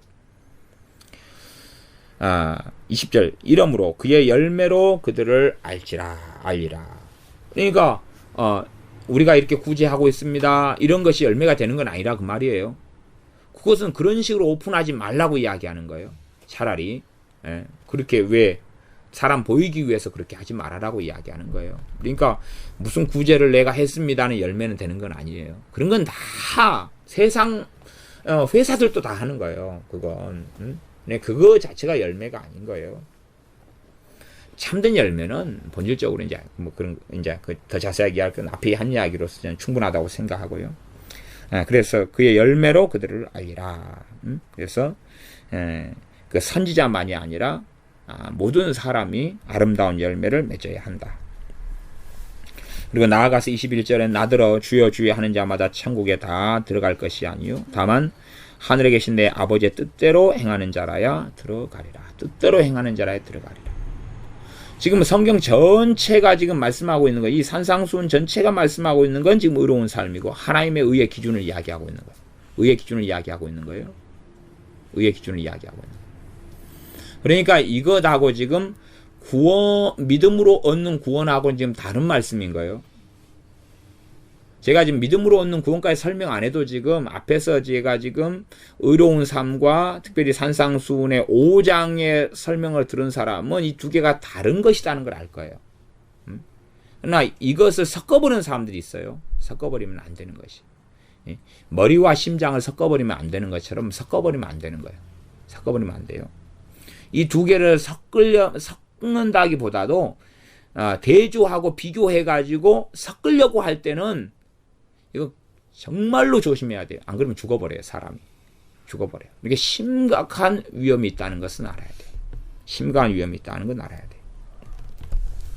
그러나 당연하게 본질적으로 이 말씀은 진리고 이 말씀은 그대로 이루어지는 거예요. 이루어지는 거예요. 그런 가운데서 믿음으로 얻는 의하고 믿음으로 얻는 구원은 하나님의 선물이라는 것을 이해를 해야 돼요. 그래서 이 산상수훈이 하나님의 의의 기준을 말씀하는 거예요. 의의 기준. 그러면 봐보세요. 그렇게 봐봅시다. 하나님의 뜻대로 행하는 자가 천국에 들어간다 그랬어요. 하나님 뜻대로 행하는 자가. 그럼 이제 그것을 하나님 뜻대로 행한다 그럴 때 자요. 하나님의 뜻을 몇 프로 행하면 천국 갈까요? 네, 100%입니다. 하나님 뜻은 100% 행해야 돼요. 그러니까 사람들이 이걸 행위구원으로 가져가가지고 심각한 오류가 있는 구절 중에 하나예요. 똑같은 겁니다. 형제에 대한 미련한 놈이라 하는 자는 지옥불에 들어가게 되리라 하는 말씀이에요. 그러면서도 또 이것이 또 함께 연결돼 갑니다. 함께 연결돼 가요. 이게 쉬운 게 아니에요.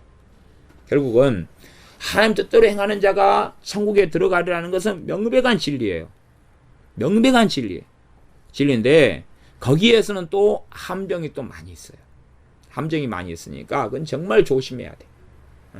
제가 이 부분을 다 강의하고 설명하는 시간은 아니기 때문에 이것을 더 많이 있게 다루진 않고 또 이해력이 부족하면 그 부분에 대해서 또 오해나 곡해가 훨씬 더 많을 수가 있어요.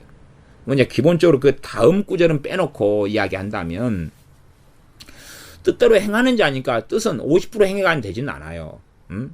말하자면 신약성경 뒤에는 그렇게 말씀했어요. 온 율법을 다 행하다가 하나를 안 지키면 모든 율법을 어기는 것이라고 말씀했어요. 내가 사람 칼로 찔러 죽여서 살인했어요. 그리고 다른 죄는 하나도 안 지었어요. 그건 무죄가 되냐 그 말이에요. 살인자지요. 그런 거예요. 그런 것처럼 나는 죄인으로 하나님께 판결을 받게 된다 그 말이에요. 그러니까 하나님의 뜻을 행하려면 100% 행해야 돼요. 100% 행해야 돼요. 그렇지 않으면 구원 못 받는 거예요. 하나님 뜻대로 행하는 자가 천국 간다 그러면 100% 해야 돼요. 100% 하는 사람이 구원 받는 거예요. 그러나 어떤 의인이라도 그런 삶을 살지는 못했어요. 그러면 근다해서 이제 이 말씀을 어겨가지고 뜻대로 행하지 않아도 천국 간다. 그러면 또 틀린 거예요. 그건 잘못된 거예요. 그러나 내가 오늘 내가 예수를 믿었어요. 뭐 내가 오늘 예수 믿었어요. 그러면 하나님 말씀을 이제 몰라요. 모르는데 어떻게 뜻을 알겠어요? 뜻대로 어떻게 행할 수 있겠어요? 모르는데 이제 배워가야 되는 거예요. 알아가야 되는 것이고. 배워가고 알아가고 순종해 가야 돼요. 그 여정을 걷는 것이에요. 그러나 구원은 내가 예수 믿을 때 성취되는 거예요. 성취되는 거예요. 성취되고 이루어지고 받은 것이고 그 다음에 이제 그 길을 걸어가는 거예요. 그러니까 결과적으로 어떻게 살아왔기 때문에 어떤 삶을 살았기 때문에 구원받는 건 아니에요. 그러나 진실로는 하나님의 법에 의해서는 하나님 뜻대로 행하는 자가 들어가는 게 천국이에요. 그래서 모든 사람이 하나님의 영광에 이르지 못하기 때문에 그 아들께서 죽으신 거다 그 말이에요. 그러나 그래서 뜻대로 보면은 믿음은 구원받는구나. 그런다 해서 또 역설적이게도 뜻을 안 해도 되는갑다. 그렇게 사는 사람은 거짓된 믿음을 판명나는 거예요. 그러니까 다시 좀 어려운 이야기로 요한 1서로 가봅시다. 요한 1서로 가봅시다. 요한 1서 1장으로 가봅시다. 이에 대해서 사실은 설명을 하려면 몇 시간을 설명해야 돼요. 왜냐 그러면 원체 이상하게 해석하고 해서 결국은 이 말하자면 성화구원론으로 흘러가 버리는 사람이 아주 많아요. 이런 구절들 때문에 그래요. 그러니까 자기가 뭘 설명하고 있는지도 이해를 못하는 거예요. 산상수훈이 굉장히 어렵다 그랬잖아요. 어렵다 그랬어요. 그러니까 좁은 문으로 들어가야지 구원받는다 그래요. 그게 성화구원론이고 행위구원론이거든요. 그 다음에 뜻대로 행해야지 구원받는다 그래요. 이 말씀은 명확히 맞는 말씀이에요. 맞는 말씀인데 그러면 아무도 구원 못 받아요. 아무도 구원 못 받아요. 뜻대로 행해야지 구원받으면 뜻대로 다 100% 행해야 되잖아요. 그것을 많이 강조하다 보면 심각한 문제가 벌어지게 돼요. 그래서 그렇게 하면서 이것을 다른 말로는 이제 행함 있는 믿음을 가져야 되고 회개가 있어야지 믿음 구원받는 거다. 그렇게 말해버리는 거예요. 근데 그러니까 그것이 심각한 오류를 가져와요. 그럴듯한 이야기인데 심각한 오류를 가져와서 그래서 믿음을 통해서 구원받는다. 그렇지만 그 믿음이란 회개를 동반한 믿음이며 이렇게 가면 심각한 오류와 문제를 가져와 버려요. 그렇게 되면 행위구원론이 결국은 돼버리고 말해요. 그러면서 말은 나는 행위구원론을 따르지 않는다 그래봐야 눈 가리고 아웅하는 것일 뿐이에요. 요한 1서로 보면 요한 1서 1장 7절부터 보면 아까 지금 5절 6절을 봤었죠. 요한 1서 1장 7절부터 보면 저가 빛 가운데 계신 것 같이 우리도 빛 가운데 행하면 우리가 서로 사귐이 있고 그 아들 예수의 피가 우리를 모든 죄에서 깨끗하게 하실 것이요. 그러면 모든 죄라는 게 있다는 이야기잖아요. 있는데 내가 어디 가운데 행해요? 빛 가운데 행해요. 빛 가운데 내가 행할 때에 사귐이 있고 죄가 깨끗하게 된다는 이야기예요. 그러면 죄가 있는데 지금 빛 가운데 행할 때에 어떤 사람으로 보는 거예요? 죄가 없는 사람으로 보는 거예요. 깨끗하게 됐으니까. 그러니까 하나님의 뜻을 행하는 빛 가운데 행한다는 게 그럼 도대체 뭘까 하는 거예요. 빛 가운데 행할 것인가. 응? 그래서 하나님의 빛이시라고 그랬어요. 1장 5절에. 그럼 빛 가운데 행한다는 건 하나님과 함께하는 삶을 사는 것. 그러지만 허물이 있고 죄가 있고 부족함이 있어요. 하나님의 뜻을 100% 행하지 못해요. 그런 게 나타나요. 그러나 하나님과 함께 행하고 살아가요. 실제로 사귐이 있는 삶이죠. 그런 삶을 살아갈 때에 모든 죄가 깨끗게 된다고 이야기해요. 나아가서 이제 좀 더 어려운 말씀으로 가면 8절부터는 만일 우리가 죄 없다 하면서 속이고 또 진리가 우리 속에 있지 아니한다. 이게 참으로 진리의 말씀을 알면 자기에게 있는 죄를 계속하여 발견한다는 이야기예요. 죄는 뭐예요? 하나님 뜻을 행하지 않는 거죠. 행하지 않고 살아왔던 과거와 현재를 이야기하는 거예요. 죄가 그것이 계속 진리가 내 안에 있으면 우리에게서는 죄가 계속하여 발견된다는 이야기. 그렇기 때문에 내가 참으로 복음을 가지고 있는 사람은 주님 안에서 1장 9절 만일 우리가 우리 죄를 자백하면 저는 미쁘시고 의로우사 우리 죄를 사하시며 모든 불의에서 우리를 깨끗게 하실 것이요. 그렇게 해서 죄를 가지고 나아간다는 이야기. 그래서 깨끗하게 되는 거예요. 깨끗하게 되는 거예요. 1장 10절은 만일 우리가 범죄하지 아니하였다. 죄가 없다. 과거든 현재든 나 죄가 없다.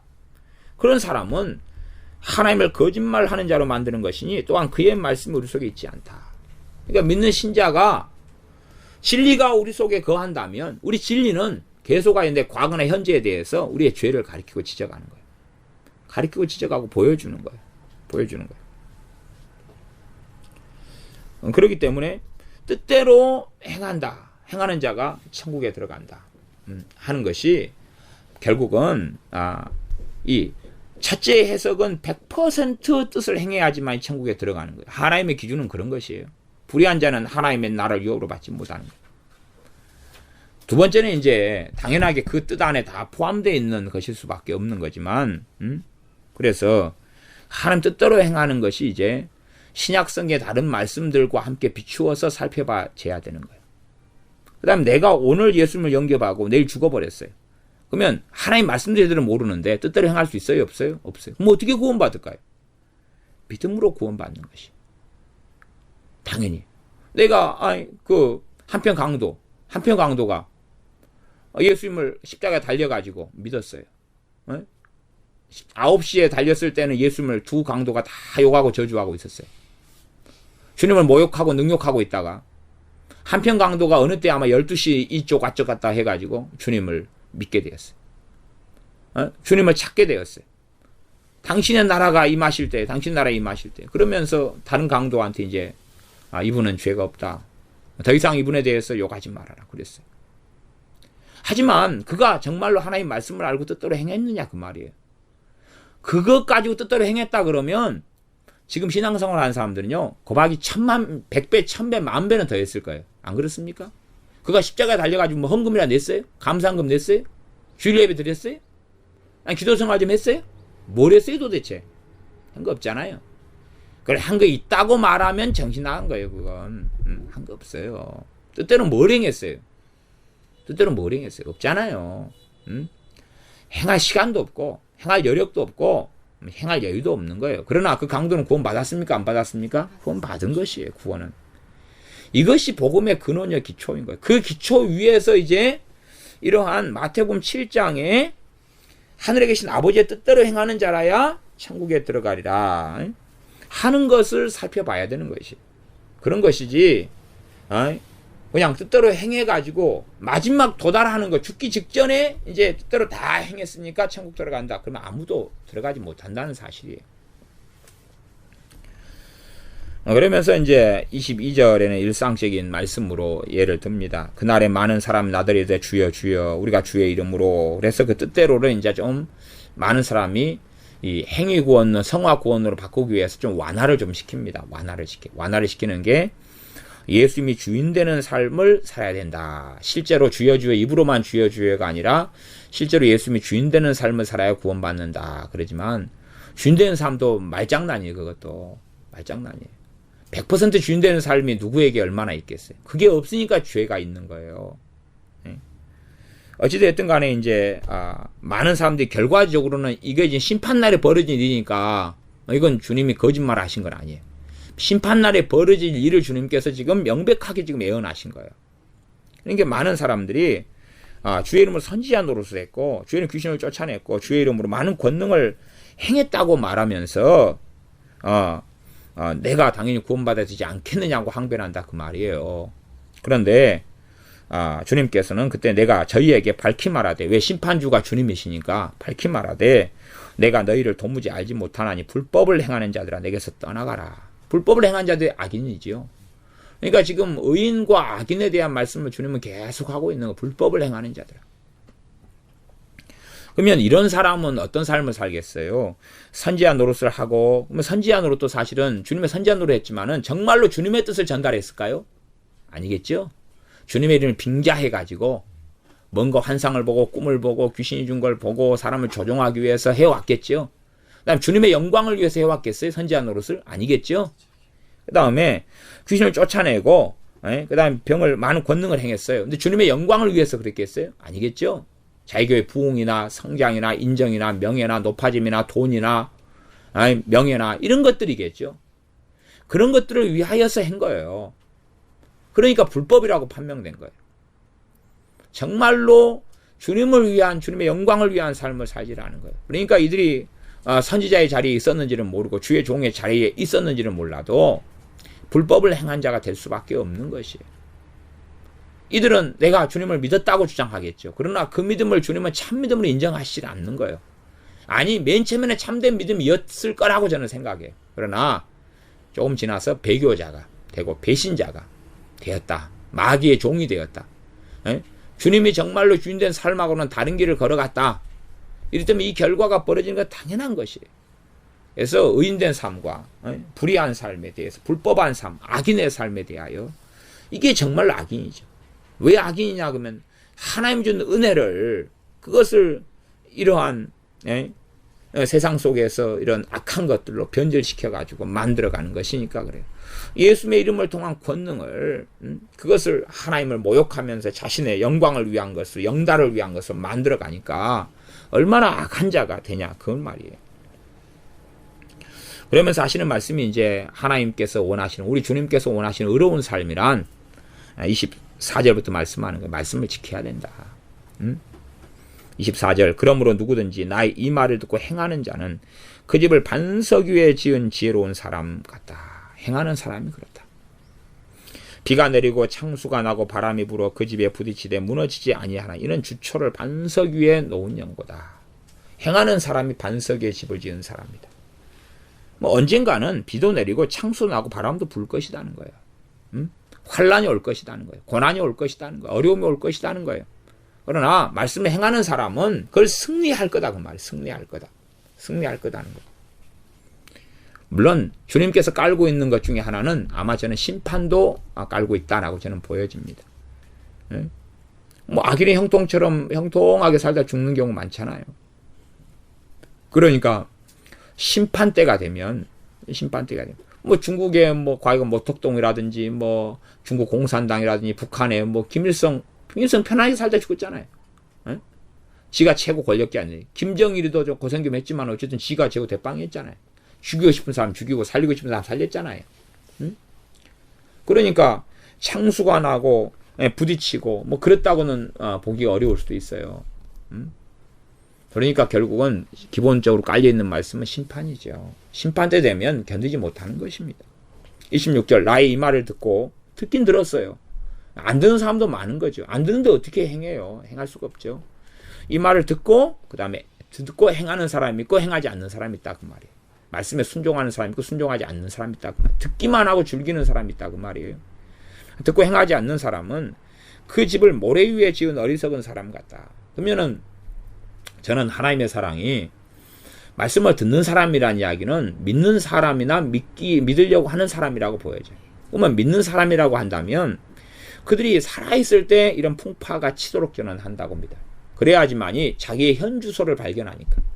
그러나 진실로 믿지 않는 사람은 살아있을 때는 풍파가 안 칠 수도 있다고 생각해요. 왜? 하나님 사랑하지 않으니까.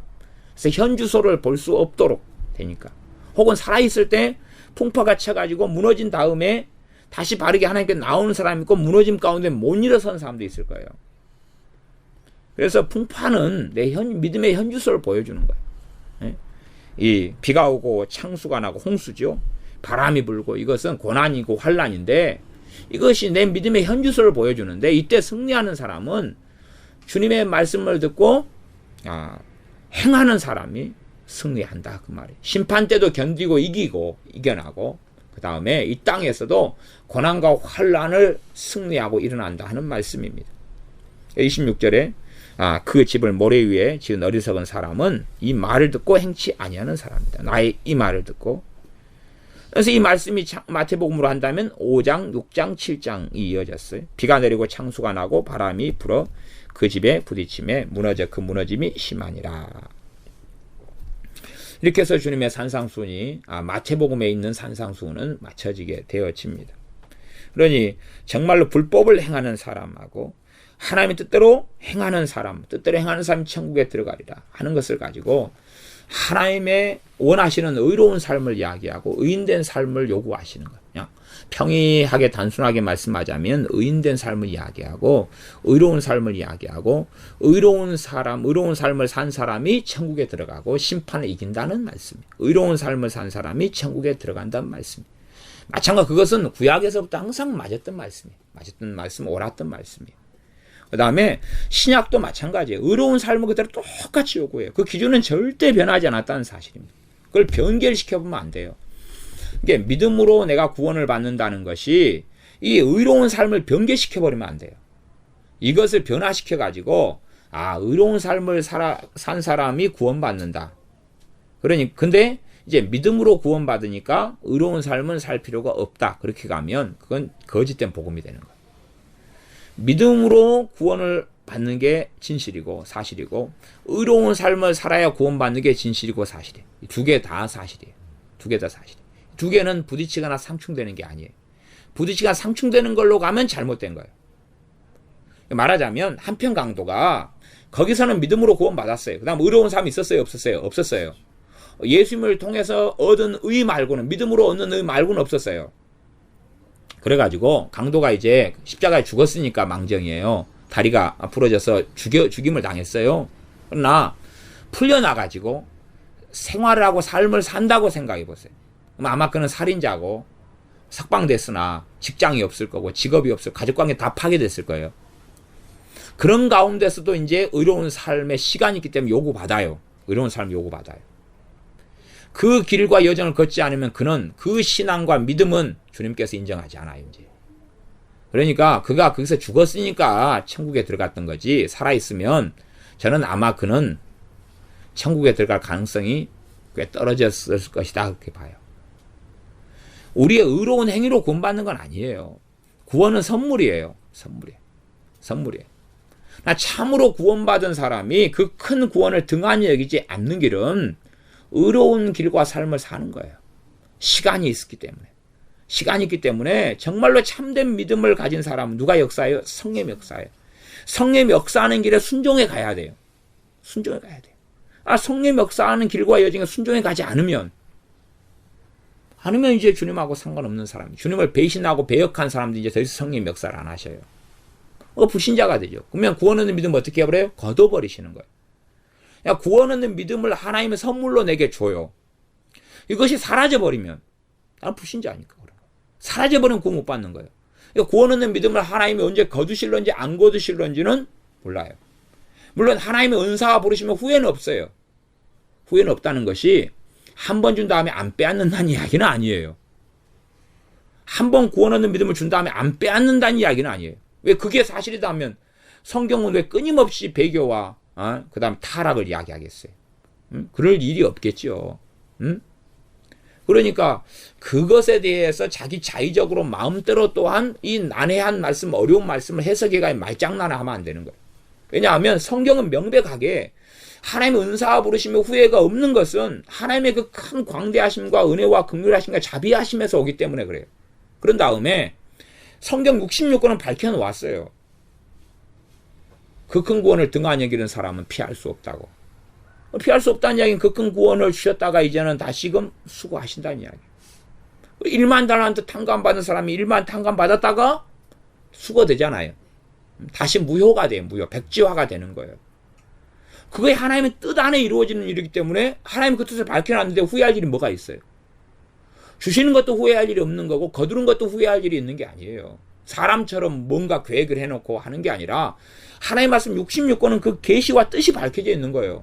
그 안에서 벌어지는 일이고 뻔한 일인데 그것이 무슨 후회하고 자책하면서 할 일이 뭐가 있느냐 그 말이에요. 이게 자의적으로 성경 해석하면 안 되는 것입니다. 그래서 믿음으로 얻는 의와 그다음에 행함으로 얻는 의는 상충되면 안 돼. 이게 상충돼 버린다는 것은 잘못 성경을 해석한다는 거예요. 그래서 야고보서 말씀은 믿음으로만 의를 얻지 않고 행함으로도 의를 얻는다. 그래서 아브라함의 경우를 가지고 두 가지를 다 이야기해요. 아브라함이 믿음으로 의롭다함을 받았다. 나아가서 행위로도 의롭다함을 받았다. 이 두 개를 아브라함은 같이 가지고 있었다고 이야기하는 거예요. 같이 가지고 있었다. 그러면 우리가 믿음으로 의롭다함을 얻은 사람은 그 구원에 감격이 있고 구원에 대한 감사와 찬양이 마땅히 있고 드려야 될 마땅한 경배가 있는 거예요. 그 길을 요구받아요. 의로운 삶을 요구받는 거예요. 그 삶의 길을 걸어가야 돼요. 넘어지는 것, 또 죄가 더 허물이 많이 드러나는 것 다 믿음의 여정을 그렇게 걸어가도 요한 1장 말씀이 죄가 있다 그래서 없다 그래서 있다 그랬죠. 진리가 우리 안에 있는 사람은 진리를 통하여 죄를 계속 발견할 수밖에 없는 거예요. 그러지만 그 죄를 가지고 주님께 나아가는 거예요. 너희가 너희 죄를 잡아가면 저는 미쁘시고 의로우사 너희 죄를 사하시며 너희를 모든 불의에서 깨끗하게 하신다는 것이. 그러니 의로운 삶을 요구하시는 하나님은 그건 정확하게 맞고 처음부터 끝까지 그러시는 거예요. 그러나 그 믿음으로 얻는 의와 의로운 삶을 통하여 뜻대로 행하는 자가 천국에 들어가는 것, 그 다음에 좋은 나무를 맺는 사람, 열매로 알고 7장 19절 아름다운 열매를 맺지 아니하는 나무마다 찍혀 불에 던지우느냐, 지옥불이죠. 아름다운 열매를 맺어야지만이 천국에 들어간다는 것, 그것하고 그걸 통해서 믿음으로 얻는 구원을, 구원은 선물이고 행위에서 난 것이 아니라는 것을 희석시키거나 공격을 해버리면 안 되는 거예요. 그걸 덮어버리거나 약화시켜버리면 그 사람도 성경을 잘 못 이해하는 사람. 이게 의는 두 가지는 그대로 서 있어요. 이게 그대로 서 있다고 말이에요. 믿음으로 얻는 의로움과 믿음으로 얻는 구원이 그대로 서 있어요. 그 다음에 행위로 얻는 의로움이 그대로 서 있어요. 왜냐하면 그 행위로 얻는 의로움 때문에 천국에서 뭐가 결정돼요? 상급이 결정되는 거예요. 상급이. 거꾸로 행위로 얻는 의로움이 하나도 없다. 하나님 앞에 인정하는 삶을 하나도 시간 있는데 살지 않았다. 그 사람은 구원 못 받습니다. 왜냐하면 어느 때에 그는 예수님을 부인한 사람이기 때문에 그래요. 어느 때에 부인한 사람이기 때문에.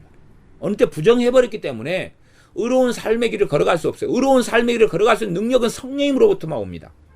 성령님으로부터만 와요. 근데 성령님이 역사하지 않았다는 이야기, 성령님이 역사하시는 것을 내내 거부하고 부정했다는 이야기예요. 그러면 결국은 성령님을 근심하게 했다, 결국은 성령님을 해방했다는 이야기일 수도 있고, 그래서 다시는 구원 얻지 못한 자가 되어버렸기도 쉽다는 이야기예요. 그렇기 때문에 반드시 어떤 사람이 예수를 믿은 다음에 의로운 삶의 길을 걸어가는 건 당연한 거예요. 그렇게 하시려고 성령님이 임하신 거예요. 우리의 힘과 능력으로는 구원은 내 힘과 능력으로 받을 수 없는 것일 뿐만 아니라 하나님의 은혜로 구원받은 것인데, 이제는 은혜로 구원받은 사람이, 선물로 받은 사람이 또 은혜를 통하여 성령님이 또 임하셔요. 그리고 이제는 하나님의 뜻을 행하도록 성령님이 역사해 가시는 거예요. 진리의 말씀 안에 서도록 하나님의 말씀을 선물로 주시는 거예요. 그러니 이 말씀을 가지고 이제 우리가 살아가야 되는 거예요. 내가 말씀을 가지고 살아갔기 때문에 구원받는 건 아니에요. 믿음을 통해 구원받는 건 명확한 거예요. 명확한 것. 그러나 주님을 내가 부인하지 않아야 된다는 사실이죠. 주님을 부인하지 않는 삶이 실제적으로는 삶의 의로운 삶의 열매로 나타나는 것이. 이 두 개가 쉽게 제가 몇 마디 말로 설명할 수 없는 거지만, 믿음으로 얻는 구원과 행함으로 얻는 의, 믿음으로 얻는 의와 행함으로 얻는 의는 둘 다 같이 그대로 있는 거고, 그 다음에 성경은 계속하여서 신약성경, 구약성경이든지 간에 믿음으로 얻는 의를 로마서나 갈라디아서나 히브리서 같은 경우에는 또 야고보서나 베드로전서나 계속하여 유다서도 1장 서두에 그걸 굉장히 강조하면서 그 다음에 바로 뭘로 넘어가냐 그러면 행위로 의롭다 하는 사는 삶, 의로운 삶으로 바로 그 다음 직결시키는 거예요. 네? 마찬가지로 로마서 말씀도 믿음으로 얻는 의에서 바로 의의 종으로 너희를 하나님께 바치라는 걸로, 산제사를 바치라는 걸로 바로 직결되는 것입니다. 두 개가 절대 뗄 수 없는 하나로 연결되는 거예요. 하나로 연결되는 거. 그러나 어떤 사람은 믿음으로 얻는 의만 딱 가지고 죽는 사람도 있다 그 말이에요. 시간이 없으니까. 그러나 진실로는 믿음으로 의로움을 얻은 사람들은 이제 하나님 뜻대로 살아야 되는 삶을 요구받아요. 그 삶을 요구받고 그 걸음을 걷다가 주님을 배워야 한다는 사실이죠. 그래야지만이 주님을 부인하지 않는 그 믿음을 참된 믿음으로 또한 하나님께서 인정하실 거다 그 말이에요. 나아가서 참된 믿음을 이미 받았는데 그걸 통해 성령이 임하시고 역사하셨는데 그 역사하심을 자꾸 부정해보고 거역해버린다면 어느 때부터는 그는 배교자가 돼버려요.